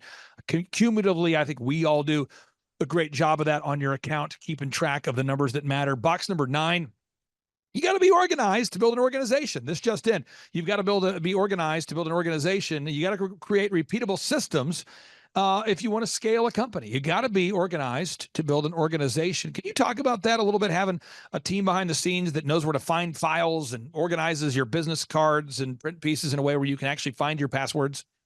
Yeah, absolutely. We have a sheet that is the agenda sheet that's got everything you can think of. It's got last year's lead tracker. It's got last year's sales report. It's got the password sheet. It's got the contracts. It's got scripts. It's got everything you think of. So if you lose something or can't find it, you know where to find it. It's on the agenda. That is the move. And again, folks, this is what a scalable business looks like here. We're around in the corner here. We move on to the next system. It's so important. Box number 8. What? Box number 8. Again, you've got to know your customer acquisition costs. What does it take? What does it cost you to get a new customer? Box 9. You've got to you have to create repeatable systems, processes, and file organization. Box number 10, you got to manage people as you grow. Once you nail it, you got to scale it. And eventually you have to manage people. We do talk about that a lot in our business coaching. For sake of time today, we won't get into that a lot, but you've got to find a way to hold people accountable. Carrot and stick, merit-based pay. Box number 11, you've got to create a sustainable weekly schedule. That's a financial tip and a marriage tip. If you want to keep at least 51% of your net worth, don't get divorced, okay? So you've got to create a repetitive weekly schedule. Box number 12, you got to hire great people. You got to hire people. This just in, folks. You got to hire great people that you can train and retain, people that are already inspired to do what is required, and we teach how to do that. And then box 13, you got to make sure you have money left in the account. It's not how much you make, it's how much you keep. Again, it's not how much you make, it's how much you keep. So you got to look at the accounting. And then box 14, you say, what's the point of success? And I think that's where we're kind of getting with you right now. It's like, what is the point? When you're to a point now where you're looking at your calendar, you look at your week, your recurring business, your recurring your recurring billing, your insurance, where people go ahead and re-up their policy, they continue their policy. You have residual income coming in. You've got referrals flying in. People are now recommending you. You're starting to get to a place of financial abundance, prosperity. Then you can sit back and say, man, what's the point of this? And that's where we talk about our goals for our faith, our family, our finances, our fitness, friendship, fun. I'm going to let you kind of put a ribbon on the box here, or a bow on the present here. What would you say to anybody out there who's watching this that maybe is on the fence about scheduling a free 13-point assessment with myself and or attending one of our interactive 2-day business workshops?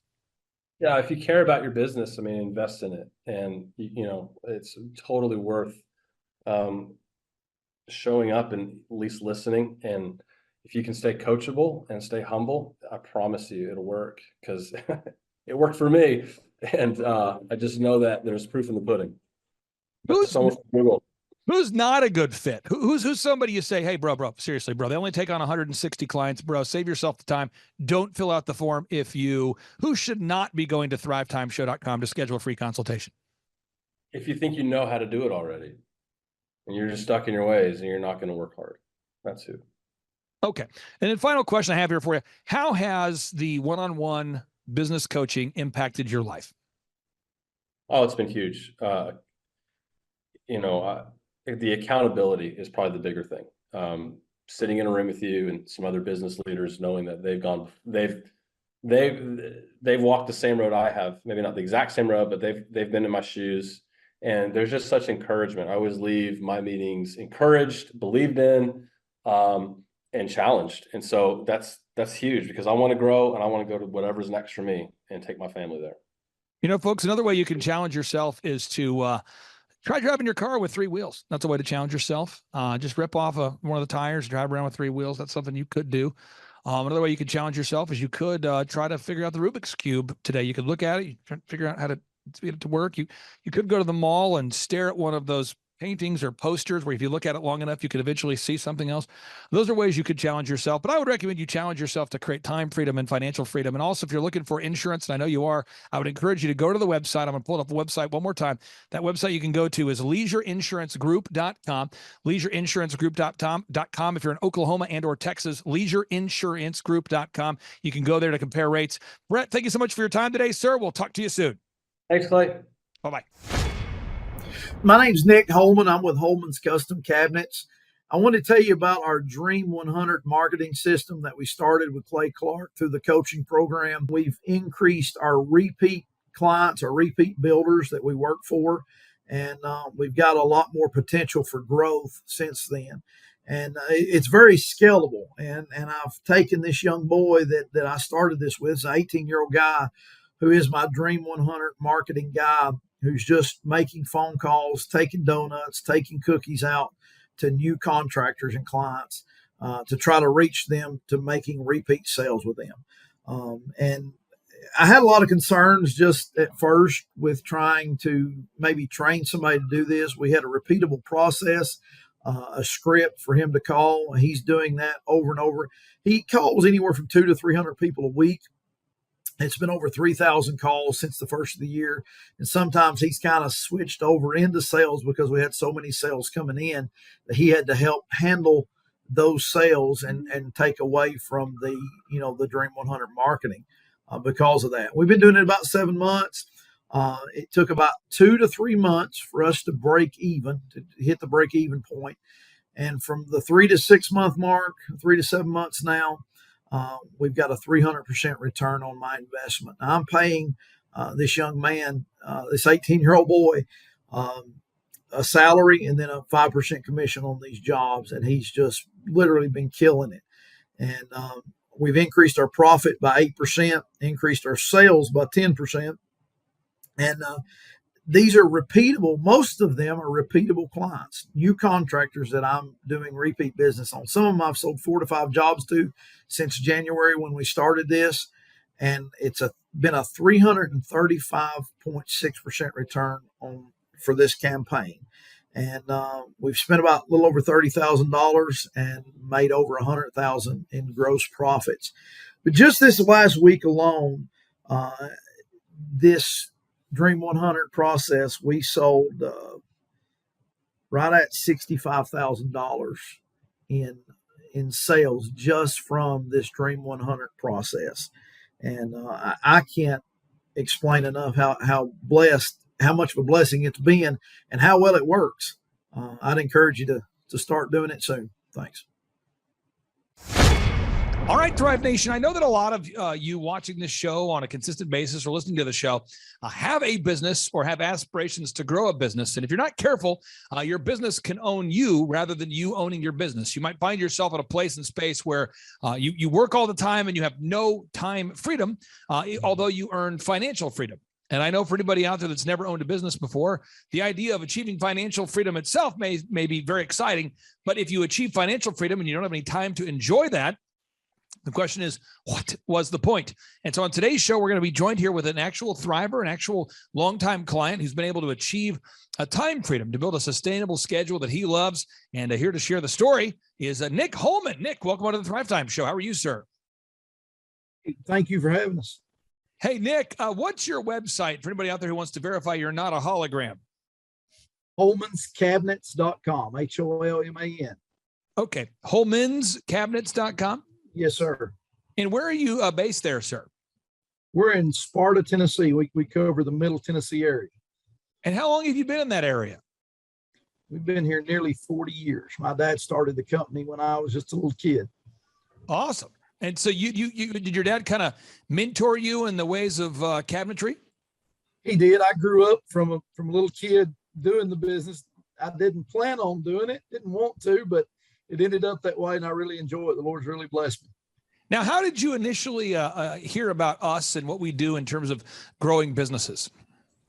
I was listening to a podcast called Entrepreneur on Fire, and cool. Heard you interviewed on there, and just sought you out. Well, you know, one thing that we've had a pleasure of working with you on and so we've enjoyed is we here at the Thrivetime Show, we call them diligent doers is who we work with. People that frankly are hardworking and all they want to know is, what do I need to do? The best way I would describe it, or kind of analogous way, would be if you're going to the grocery store, we've all been to the grocery store where there's somebody at the store who has no intention of buying anything. We've all been to the mall where we've seen somebody who doesn't want to buy anything. They're just hanging out. And there's a lot of people that kind of view entrepreneurship like that. They're entrepreneurs. And there's other people that actually are entrepreneurs. They actually implement. We call those diligent doers. And Sean's had the pleasure of working with you. Oh, yeah. And Sean, so tell listeners out there, what kind of big improvements have you and Nick worked together to implement within the company HolmansCabinets.com? Yeah. So I've actually had the pleasure of working with Nick for several months here, but he has worked with several different consultants in our program. Yeah. So by the time I got to him, I'm just going, hey man, what is your biggest limiting factor? And at the time he's saying, I'm pretty close to this ideal schedule, but there's about 15 hours on my schedule of stuff that I don't feel like I can delegate, but I'm kind of stuck there.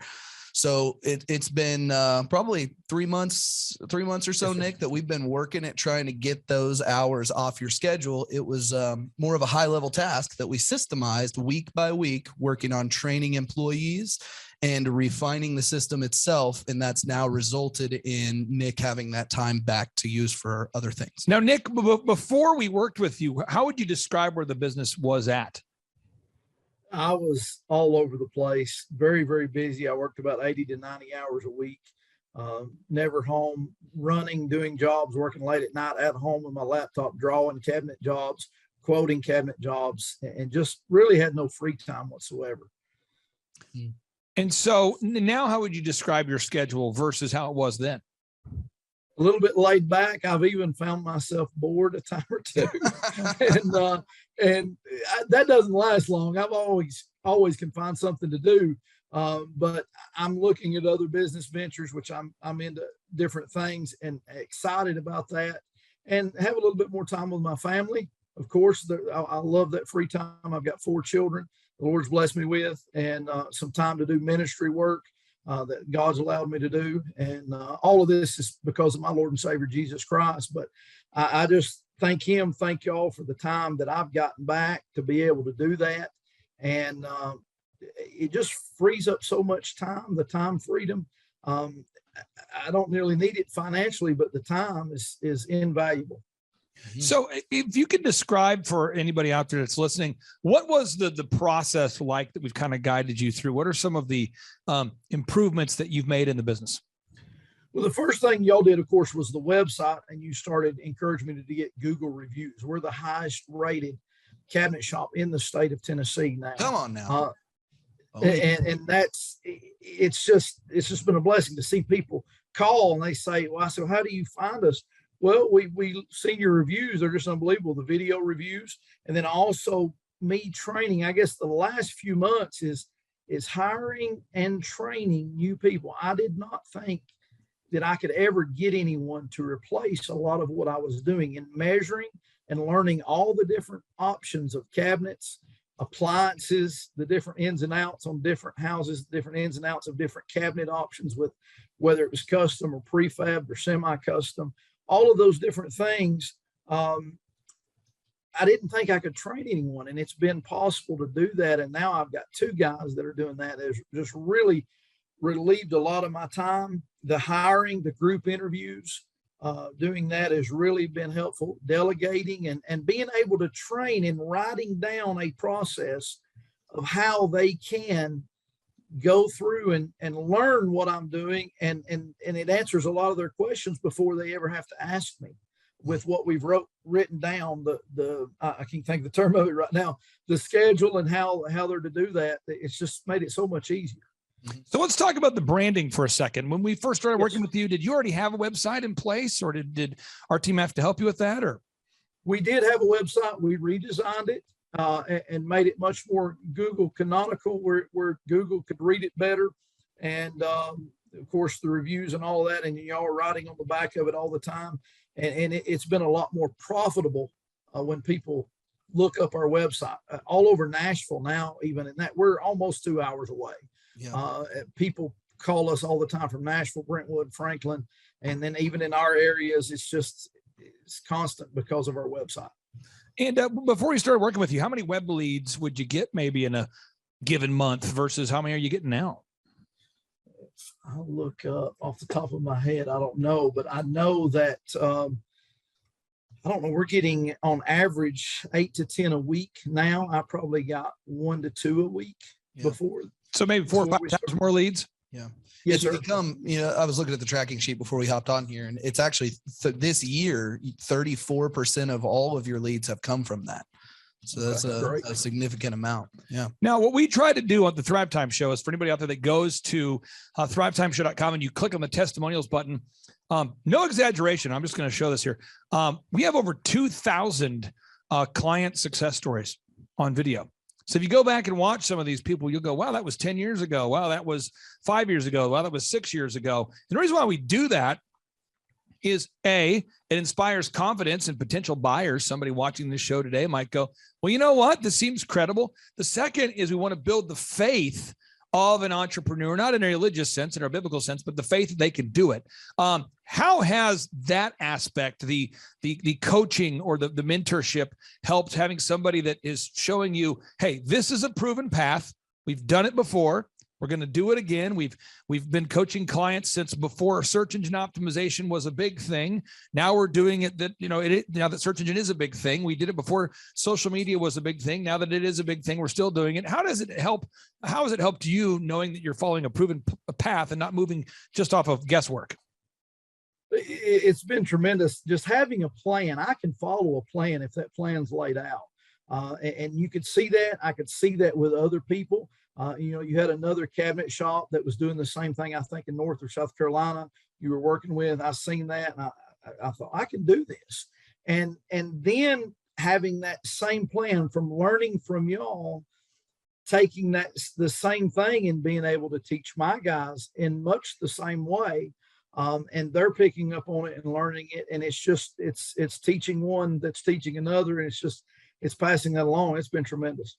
Now we've worked on the online reputation, online reputation enhancement, gathering Google reviews, video reviews on your site. One thing that's been nice, and I've heard about this through the coaches, is you guys do a good job.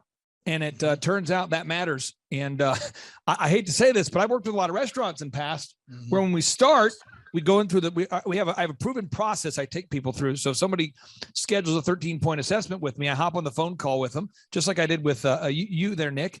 And I try to go over, okay, I want to ask them, what kind of revenue did you do last year? What kind of revenue did you do the year before? How would you rate your website on a scale of 1 to 10, with 10 being the best? How would you rate your branding? How would you rate your accounting? We go through all these systems, and I've worked with a lot of restaurants who've said, the one thing though is our food's terrible. And, so when people show up, they typically leave mad or upset. And you guys have always done a great job. And we would call that the quality control loop. And so when we go to your website here, you guys have gathered testimonials.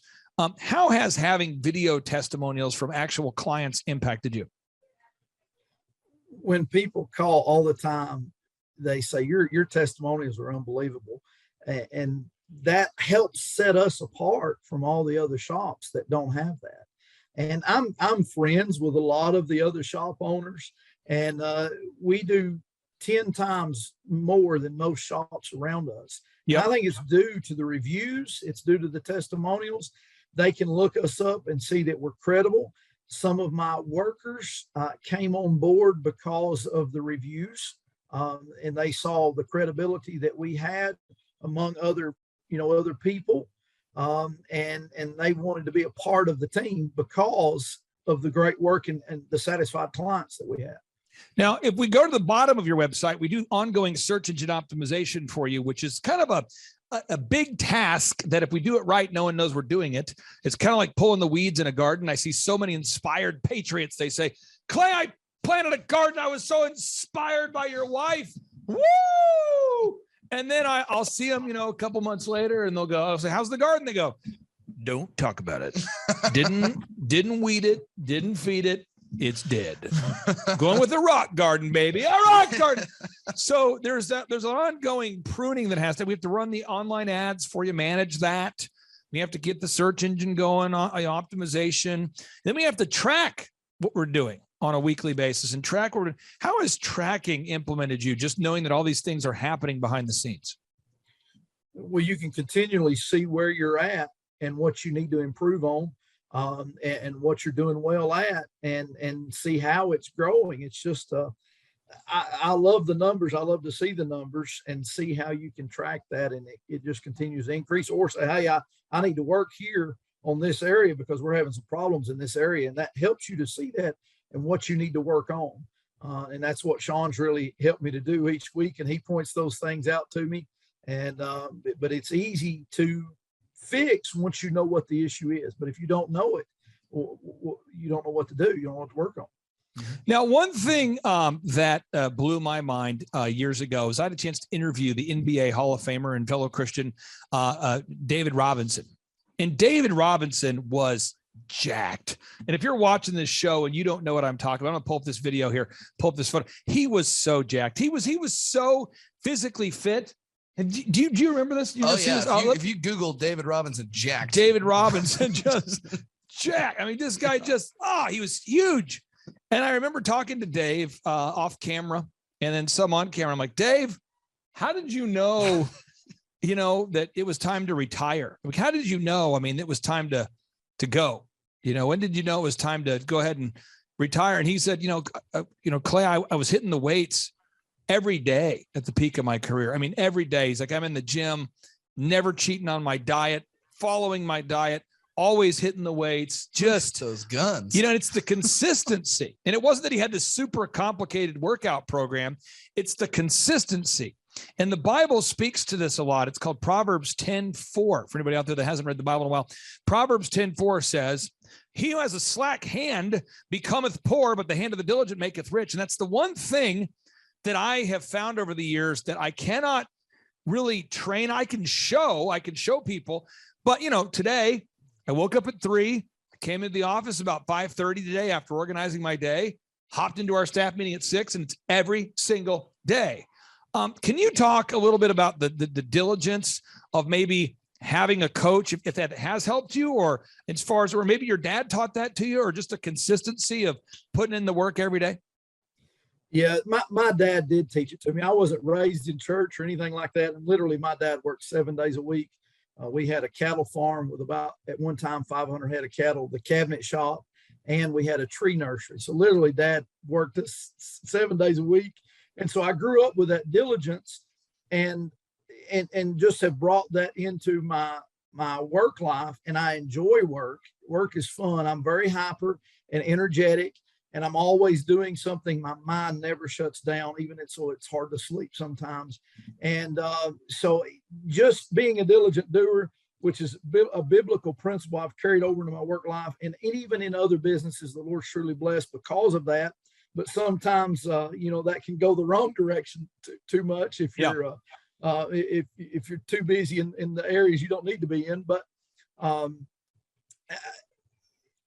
all of this helps to organize that and to free up some time where you're not too involved in that. And I've been told all my life, you don't have to spend so much time in work, and you can balance that out. Well, this has helped me balance that out, because there was no way I could have kept going the way I was and it ever worked out. It's freed up so much of my time, and allowed me to have really a more balanced life, to be more biblical in my life as a husband and as a father, as a Christian, as a church member. It's helped me to balance my life in every area. So it could be safe to say you're getting, 5 times more leads and working 5 times less. Yes, sir. I mean, that's pretty powerful. That's a pretty powerful success story.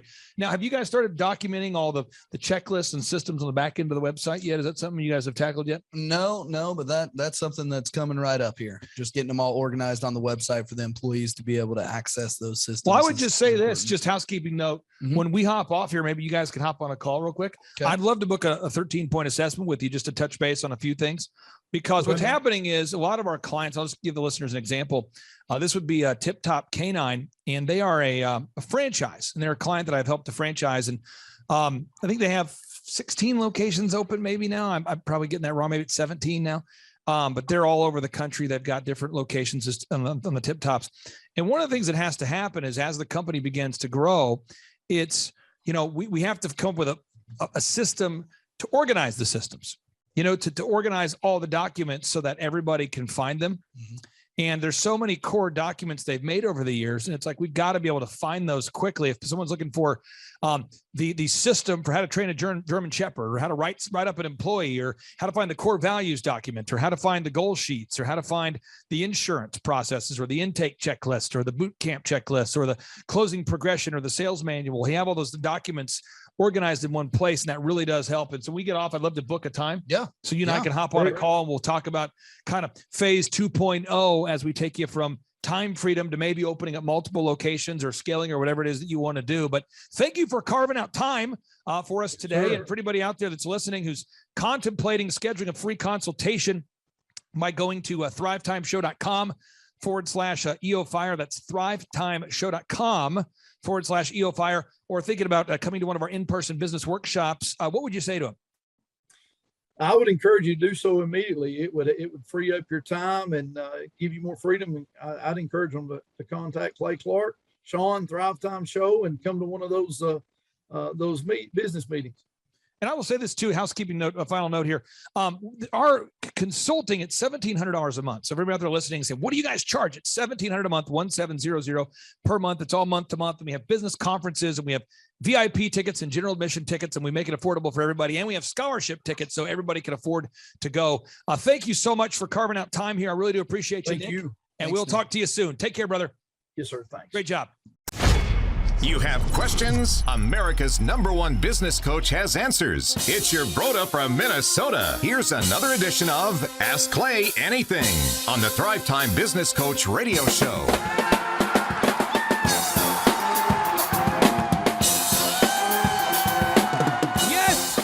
Yes, and yes, Dr. Z, we have a hot question in here from the Thrive Nation. A hot question. Andrew, this is a hot question. It's hot. Andrew, you know how hot this question is? Pretty darn hot. Oh, yeah. There we go. Step into the business coach saunas. That's right. Okay, no, here's the question. The question, why it was hot in here. The question from the Thriver was, how do you deal with a terrible, horrible, no good, very bad day? And how often do you guys have these? So We're going to go around the horn. We have Paul Hood, a CPA with thousands of clients on the show. We've got Dr. Z here on the show. We've got myself. So let's go around the horn. Let's go around the horn and let's talk about it. So Z, how often do you have the things, the variables, the bad things happen to you that some would consider to be, you're a positive guy, so you don't let it get you down. But how often do things happen to you where it would be easy to say, wow, that was a terrible, horrible, no good, very bad day? Short of resetting my watermark, as I call it, there was a period of my life that I had a series of very unfortunate things happen to me and my family and my business, and that was pretty much my high watermark of stress and bad day.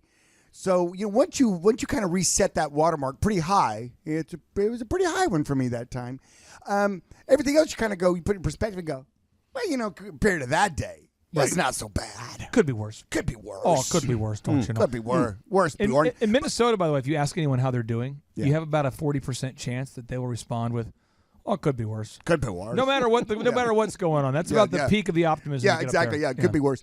But what I do is this: a lot of times, depending upon what category it's in and how to process it, it can be pretty daunting. It can be pretty debilitating, and if you don't get on top of it with your brain pretty quickly, it can kind of really shut you down for a little while. But when you have a really, really bad day, one thing that I like to do is I like to think about all the positives in my life.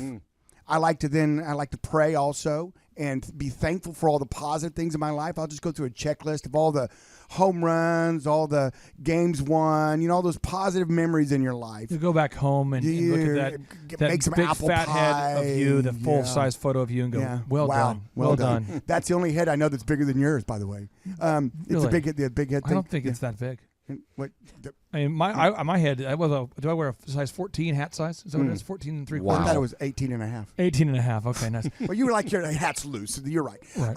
But I think what the key is that you have to understand that if you're in control of your joy, and this is a word for everybody listening out there, if you're in control of your joy, then nothing can take it away from you. Nothing can take away your happiness. If you're waiting for something to make you happy, you're doing the wrong thing. And if you let something make you unhappy, you're doing the wrong thing.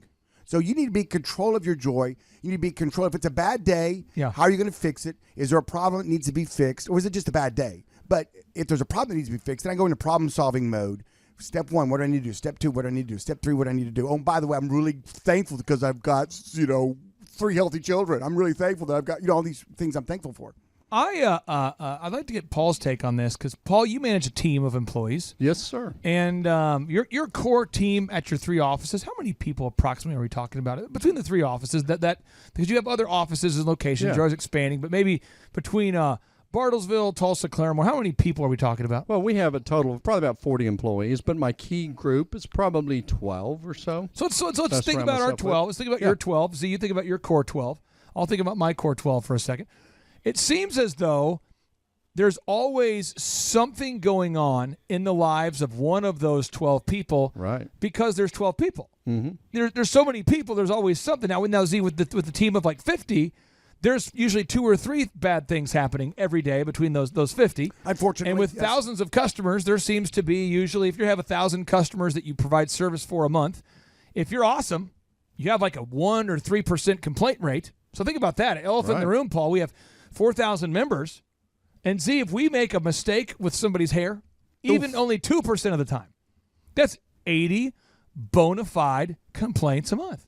Sure. So we had a guy shadow me from Minnesota, and I remember him saying this. He goes, "How many complaints do you get a day?" Did he say it could have been worse? Well, this is really funny. He goes, "How many do you get a day?" And I said, "Like 3." He goes, 3? I said, "Yeah. I mean, they only get to me if they're like next level." But he goes, "Just for that business?" And I said, yeah. He's like, so you get like, how many complaints, a month? I said, do the math. Dozens. I mean, you know what I mean? And you start, but he goes, I don't think I could handle that. And it was very good for him to like know that he emotionally could. And I said, why not? He goes, it bothers me. Like if I get a bad review, it'll bother me for like a month. Which is unfortunate. So I want to ask you this, Paul, with your clients, you do your best to serve your clients. I know you want to do your best. But if, for whatever reason, like our haircut business, we make a mistake 2% of the time, or if there's a misunderstanding or whatever, how do you process that when a customer's frustrated? How do you emotionally and mentally process it when your business occasionally misses the mark like my business does, and I think any business does. Well, Clay, just like anything, you have to separate real issues with fake issues. You have a family member die. That's something that there's not a lot of positive that comes out of that. But most business issues or complaints or bad things, really what I try to do is embrace that and accept that and appreciate that as a learning experience. Because if you've got an issue, it's kind of like, let's say you're driving down the road and you have your family in the car, and the car starts sputtering and everything, and you can get really upset. But the reality is maybe that sputtering helps save you from having a wreck. And so the way I look at things is I try to find the positive in it, and I try not to get real upset and just try to say, well, this is something that's strengthening of my team. It's a learning opportunity. It's an opportunity to fix something. I'm a registered investment advisor and a personal financial specialist, and I get audited every year by, a government entity or whatever. And I embrace that, because if I'm not doing something to the best of our abilities or missing something, I want to know. I don't think and so if I've got a client that complains, and honestly, and I don't say this to be mean, 2/3 of the complaints are really not valid. But it doesn't really matter, because marketing to me is top of mind. It's how that person feels when they walk out of my office and what they're going to say to other people. And so the old adage, the customer is always right, is kind of right. But I embrace it. I approach it head on. I personally make the phone call. And what can I do to solve this, to make you feel better, to make you happy? And it doesn't really matter whether it's a valid complaint or not. It's a complaint. And so, I was taught a long time ago, do I want to be right or do I want to be rich? So I'd rather be rich than argue with a client all the time. I just wanted to make them happy. I have found for me, and I want to get your take on this. I've got a few notable quotables I want to read to you. Okay. From the first one will be from that controversial book known as the Bible. In the Bible, Matthew 5:10. I love that verse. Matthew 5:10 says, "Blessed are those who are persecuted because of their righteousness, for theirs is the kingdom of heaven." So, blessed are those who are persecuted for being right. All right. So here's an example. You have an employee that works for you, Z, and they're supposed to be on time, and they're not. So your job as the owner, manager, whatever, is to bring it up. You say, hey, Doug, I need you to be on time, and Doug goes, "Oh, come on, come on, man." Yeah. What? And there's this blow up, Yes. And you would some people attack you when you call them out for being right. When you hold them accountable. Oh, I know. So I think part of it is just embracing that if you're going to hold people accountable, AKA run a business, you just have to get really good with knowing that a lot of people won't be happy with you all the time, right? I mean, don't you have to get to a place where you just say, hopefully there's a reward in heaven, because I'm certainly, you know what I mean? Blessed are those who are persecuted because of their righteousness, for theirs is the kingdom of heaven. I mean, I think you have to just go, well, hopefully there's a reward up there, because, whoa. Well, I like the reward could be in the bank statement, because all of a sudden you're cracking the whip and you're making your business run better. Right. But for everybody listening out there, if you're thinking about, we know 67% of you are, according to Forbes, that is our business Bible, by the way. I'm not taking anything away from the actual Bible, but that's the business Bible. Business Bible, yeah. What happens is that if you go into this owning a business with the idea that you only get to wear the white hat, you only get to be the good cop, you're going to lose. Yeah. At times you got to put on the black hat. At times you got to be the bad cop. At times you got to call people out, and you've got to correct them. And pruning and correction is good. Yeah, Clay, don't you agree though that it's kind of like raising kids? You can be a lazy parent and let them play in the street because you don't want to upset them and correct them. The same thing applies with employees. If you hold them accountable, that's actually good for them. It's good for your business. It's good for your other employees, but it's good for them. When you're not holding them accountable, you're accepting their slackery, and therefore it's bad for them, and they're never going to achieve and reach their potential. I think about our office and just people on my team. But there's a guy on our team named Matt, and Matt always says, "How can I get better?" At least he does that to me. Yeah. He says, "How can I get better?" So I give him the same information as I might give somebody else, the same coaching, and he says, "Thank you, thank you." How can I get better? But I think a lot of bosses feel like they're being a bad guy, quote unquote. I hate to be the bad guy, but just by telling somebody, "Hey, you need to follow the script." hey, you need to show up on time. This is what I'm paying you to do. And they feel bad about holding someone accountable because they're the bad guy. You're not the bad guy. You're the right guy. You're the righteous guy. Here's another thought. Robert Greene, the best-selling author of the book called Mastery, best-selling book called Mastery, he writes, the most effective attitude to adopt is one of supreme acceptance. The world is full of people with different characters and temperaments. Some people have really dark qualities that are especially pronounced. You cannot change such people at their core, but you must merely avoid becoming their victim. Do you agree with that, Z? Absolutely. People change seldom. It's one of my core things. And if they're a bad apple, they're typically going to be a bad apple. And instead of sitting there worrying about trying to life coach them into being a good apple, just get them out of your space. The quote that Z gave me years ago was so good. I love this quote. I'm going to high five you. This would set me free. Okay, high five.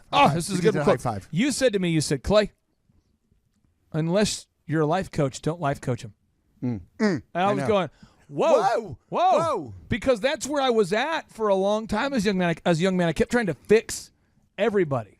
How many businesses have you coached over the years where the owner comes up to you and they've got a bad apple working for them and they refuse to fire them because they just know they can? It's maybe poor management. It's poor people skills on their part. They know that they reflect the fault back on them. I would say it's 2/3 of what prevents businesses from growing. Yeah, is it's the inability crazy. of the owner to hold people accountable, the complete refusal to hold people accountable. And as we get back into this root topic of how to deal with the terrible, horrible, no good, very bad day, I've got a couple quick tips here for you, and I'm going to give them to you. One is there was a Joel Osteen quote from the book called The Best Life Now that set me free here. Okay. It says, live your best life now. He says, do your best and forget the rest, and just give God the stress. So for me as a Christian, I go, there you go. I did my best. Okay, God, if you want me to be like going through this whole Job phase of my life right now, if this is like some teaching part of the Bible where I'm getting punished or something, let that happen. If not, whatever. But I used to, once I just realized you do your best and forget the rest, that helped me a lot. Probably because it rhymed. Well, it that's a rapper coming out in you right there. But seriously, it helped me just to know you do your best and forget the rest. And now I don't care at all. I don't care if somebody's not happy and I did my best. I just don't care. I don't care. But I used to care a lot. Don't you think a lot of that, though, comes from your core values of what's important in life? We make good money. Yeah. But it's not about the money. I grew up. I've lived in trailer parks. Nobody on either side of my family graduated high school besides my mom and I. I can be happy living in a trailer park. Not that there's anything wrong with a trailer park. The point is, it's not the money, and I have confidence in myself to rebuild. If something falls apart, I'm going to do my best, and if other people can run along with me, great. But the reality is I'm going to be happy regardless. So this is what I want you to do right now. This is what I want you to do. This is the action item for all the listeners out there. See, here we go. Okay. If somebody out there, if you're having something bad happen to you today, tomorrow, in the next 10 minutes, whatever, if something bad happens, I want you to do this thing called the 5-minute rule. This is the rule I live by. All right. I try to do. I'd say by 99% of the time I do it. Okay. Don't make any decisions ever when mad. Okay, that's good. Like That's don't good make rule a of thumb. don't make That's a decision. good. Just do not make a decision when mad. Okay. Then during those 5 minutes, think about the decision you're going to make. How will it affect you a year from now? Will it affect you? Okay. So as an example, when I went in the other day to a local fast food restaurant and they totally jacked up my order, you know why I didn't freak out, Z? Because you did the 5-minute rule. It doesn't matter. It doesn't matter. 5 years from now, it doesn't matter. I don't care. The other day I was in a parking lot at Atwood's, and a guy cut me off. You spent a lot of time at Atwood's. Well, a guy cut me off with the big monster truck wheel thing, and he gives me the stink eye. And I get out of my car, and he's like following me into the store with the stink eye. You know why I didn't say anything to him?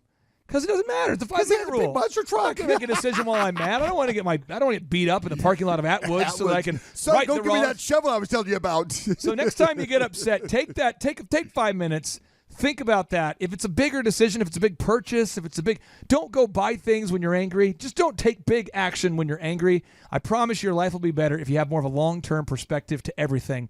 And that is how you deal with a no good, terrible day. That's if you're out there today and you're having something bad in your life, don't make it worse by making immediate action while angry. Don't make it worse. Yeah, when you find yourself in a hole. You know what they say. See a broad to get that booty yak 'em, leg her down or smack 'em, yak 'em. stop the digging. And now, without any further ado, we like to end each and every show with a boom. So here we go. 3, 2, 1, boom.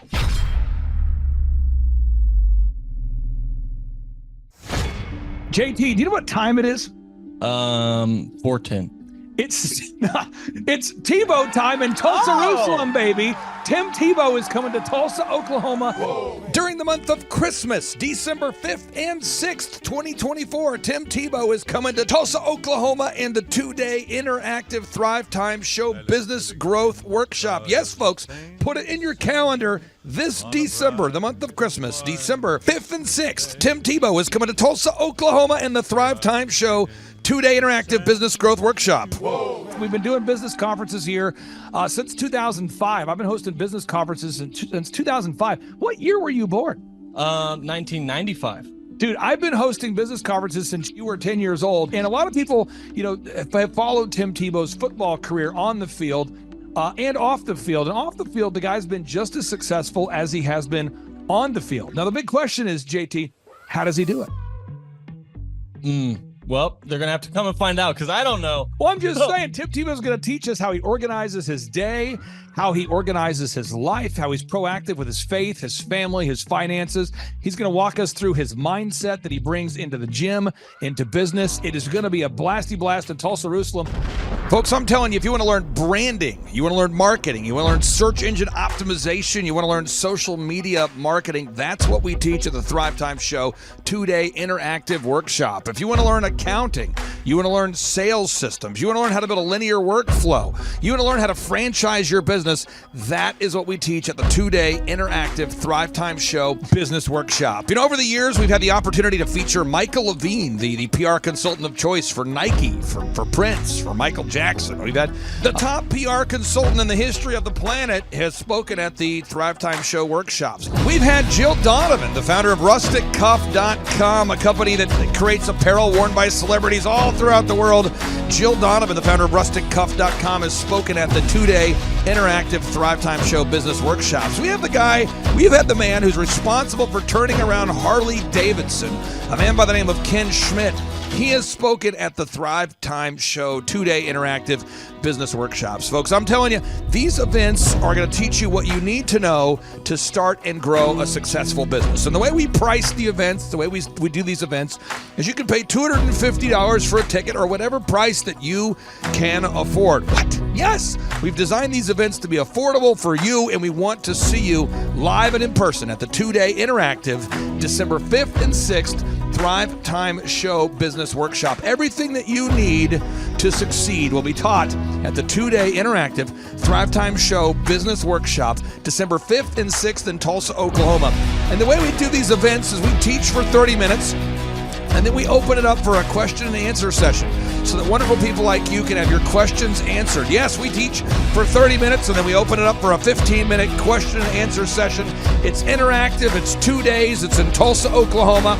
We've been doing these events since 2005, and I'm telling you, folks, it's going to blow your mind. Yes, ladies and gentlemen, the Thrivetime Show 2-day interactive business workshop is America's highest rated and most reviewed business workshop. See the thousands of video testimonials from real people just like you who've been able to build multi-million-dollar companies. Watch those testimonials today at thrivetimeshow.com. Simply by clicking on the testimonials button right there at thrivetimeshow.com, you're going to see thousands of people just like you who've been able to go from just surviving to thriving. Whoa. Each and every day, we're going to add more and more speakers to this all-star lineup, but I encourage everybody out there today, get those tickets today. Go to thrivetimeshow.com. Again, that's thrivetimeshow.com. And some people might be saying, well, how do I do it? What do I do? How does it work? You just go to thrivetimeshow.com. Let's go there now. We're feeling the flow. We're going to thrivetimeshow.com. Again, you just go to thrivetimeshow.com. You click on the business conferences button, and you click on the request tickets button right there. The way I do our conferences is we tell people it's $250 to get a ticket. Yep. Or whatever price that you can afford. And the reason why I do that is I grew up without money. JT, you're in the process of building a super successful company. Did you start out with $1 million in the bank account? No, I did not. Nope, did not get any loans, nothing like that. Did not get an inheritance from parents or anything like that. I had to work for it, and I'm super grateful. I came to a business conference. That's actually how I met you, met Peter Taunton. I met all these people. So if you're out there today and you want to come to our workshop, again, you just got to go to thrivetimeshow.com. You might say, well, who's speaking? We already covered that. You might say, where's it going to be? It's going to be in Tulsa, Jerusalem, Oklahoma. And so it says Tulsa, Jerusalem. I'm really trying to rebrand Tulsa as Tulsa, Jerusalem, sort of like the Jerusalem of America. But if you type in Thrivetime Show and Jinx, you can get a sneak peek or a look at our office facility. This is what it looks like. This is where you're headed. It's going to be a blasty blast. You can look inside, see the facility. We're going to have hundreds of entrepreneurs here. It is going to be packed. Now, for this particular event, folks, the seating is always limited because my facility isn't a limitless convention center. You're coming to my actual home office, and so it's going to be packed. Who? You're going to come. Who? You? I'm talking to you. You can just get your tickets right now at thrivetimeshow.com. And again, you can name your price. We tell people it's $250 or whatever price you can afford. And we do have some select VIP tickets, which gives you an access to meet some of the speakers and those sorts of things. And those tickets are $500. It's a 2-day interactive business workshop, over 20 hours of business training. We're going to give you a copy of my newest book, The Millionaire's Guide to Becoming Sustainably Rich. You're going to leave with a workbook. You're going to leave with everything you need to know to start and grow a super successful company. It's practical, it's actionable, and it's Tebow time right here in Tulsa, Jerusalem. Get those tickets today at thrivetimeshow.com. Again, that's thrivetimeshow.com. Hello, I'm Michael Levine, and I'm talking to you right now from the center of Hollywood, California, where I have represented over the last 35 years 58 Academy Award winners, 34 Grammy Award winners, 43 New York Times bestsellers. I've represented a lot of major stars, and I've worked with a lot of major companies. And I think I've learned a few things about what makes them work and what makes them not work. Now, why would a man living in Hollywood, California, in the beautiful sunny weather of LA, come to Tulsa?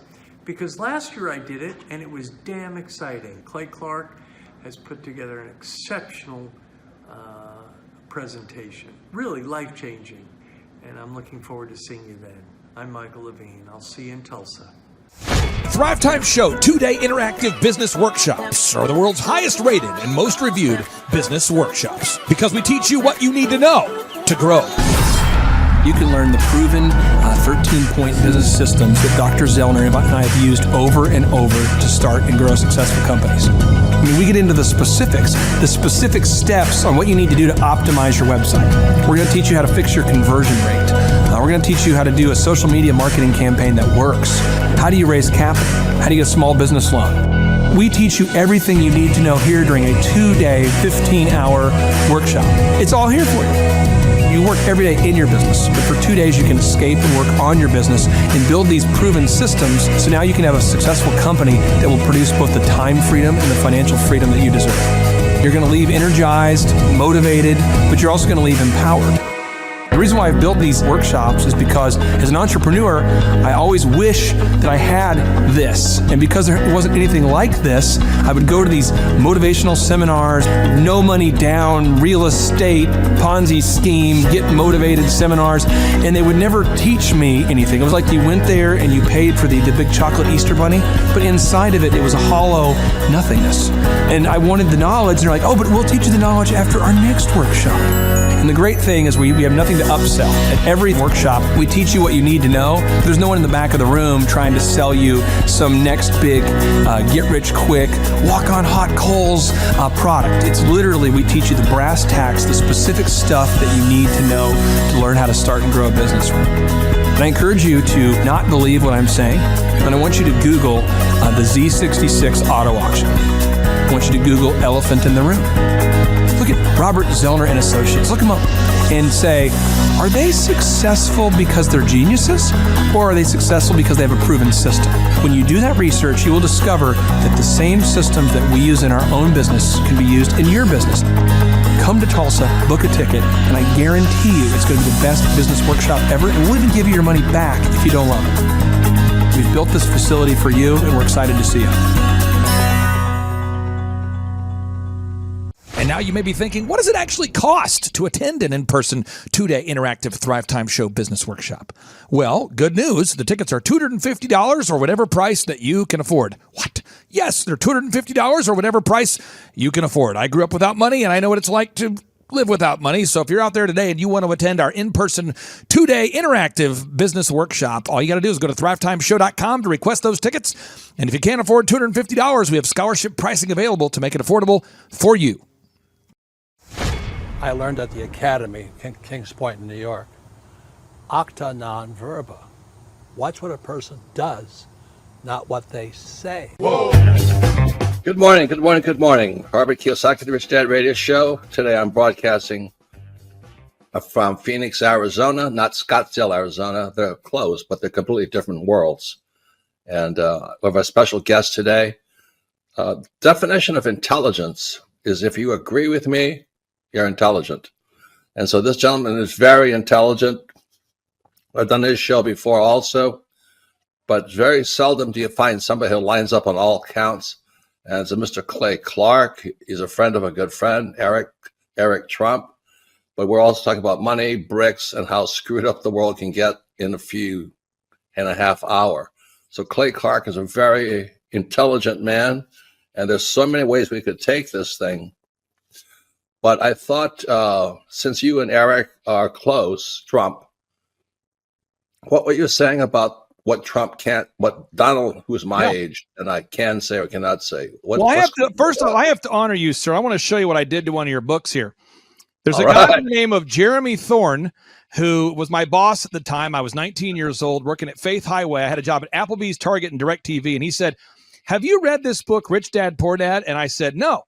And my father, may he rest in peace, he didn't know these financial principles. So I started reading all of your books and really devouring your books. And I went from being an employee to self-employed to the business owner to the investor. And I owe a lot of that to you. And I just wanted to take a moment to tell you thank you so much for allowing me to achieve success. And then I'll tell you all about Eric Trump. But I just want to tell you thank you, sir, for changing my life. But not only that, Clay, thank you, but you become an influencer. More than anything else, you've evolved into an influencer where your word has more and more power. So that's why I congratulate you on becoming. Because as you know, there's a lot of fake influencers out there, too, or bad influencers. Yeah. So anyway, I'm glad you and I agree so much. And thanks for reading my books. Yeah. That's the greatest thrill for me today. Not a thrill, but recognition is when people, young men especially, come up and say, "I read your book, changed my life. I'm doing this, I'm doing this, I'm doing this." I learned at the Academy in Kings Point in New York.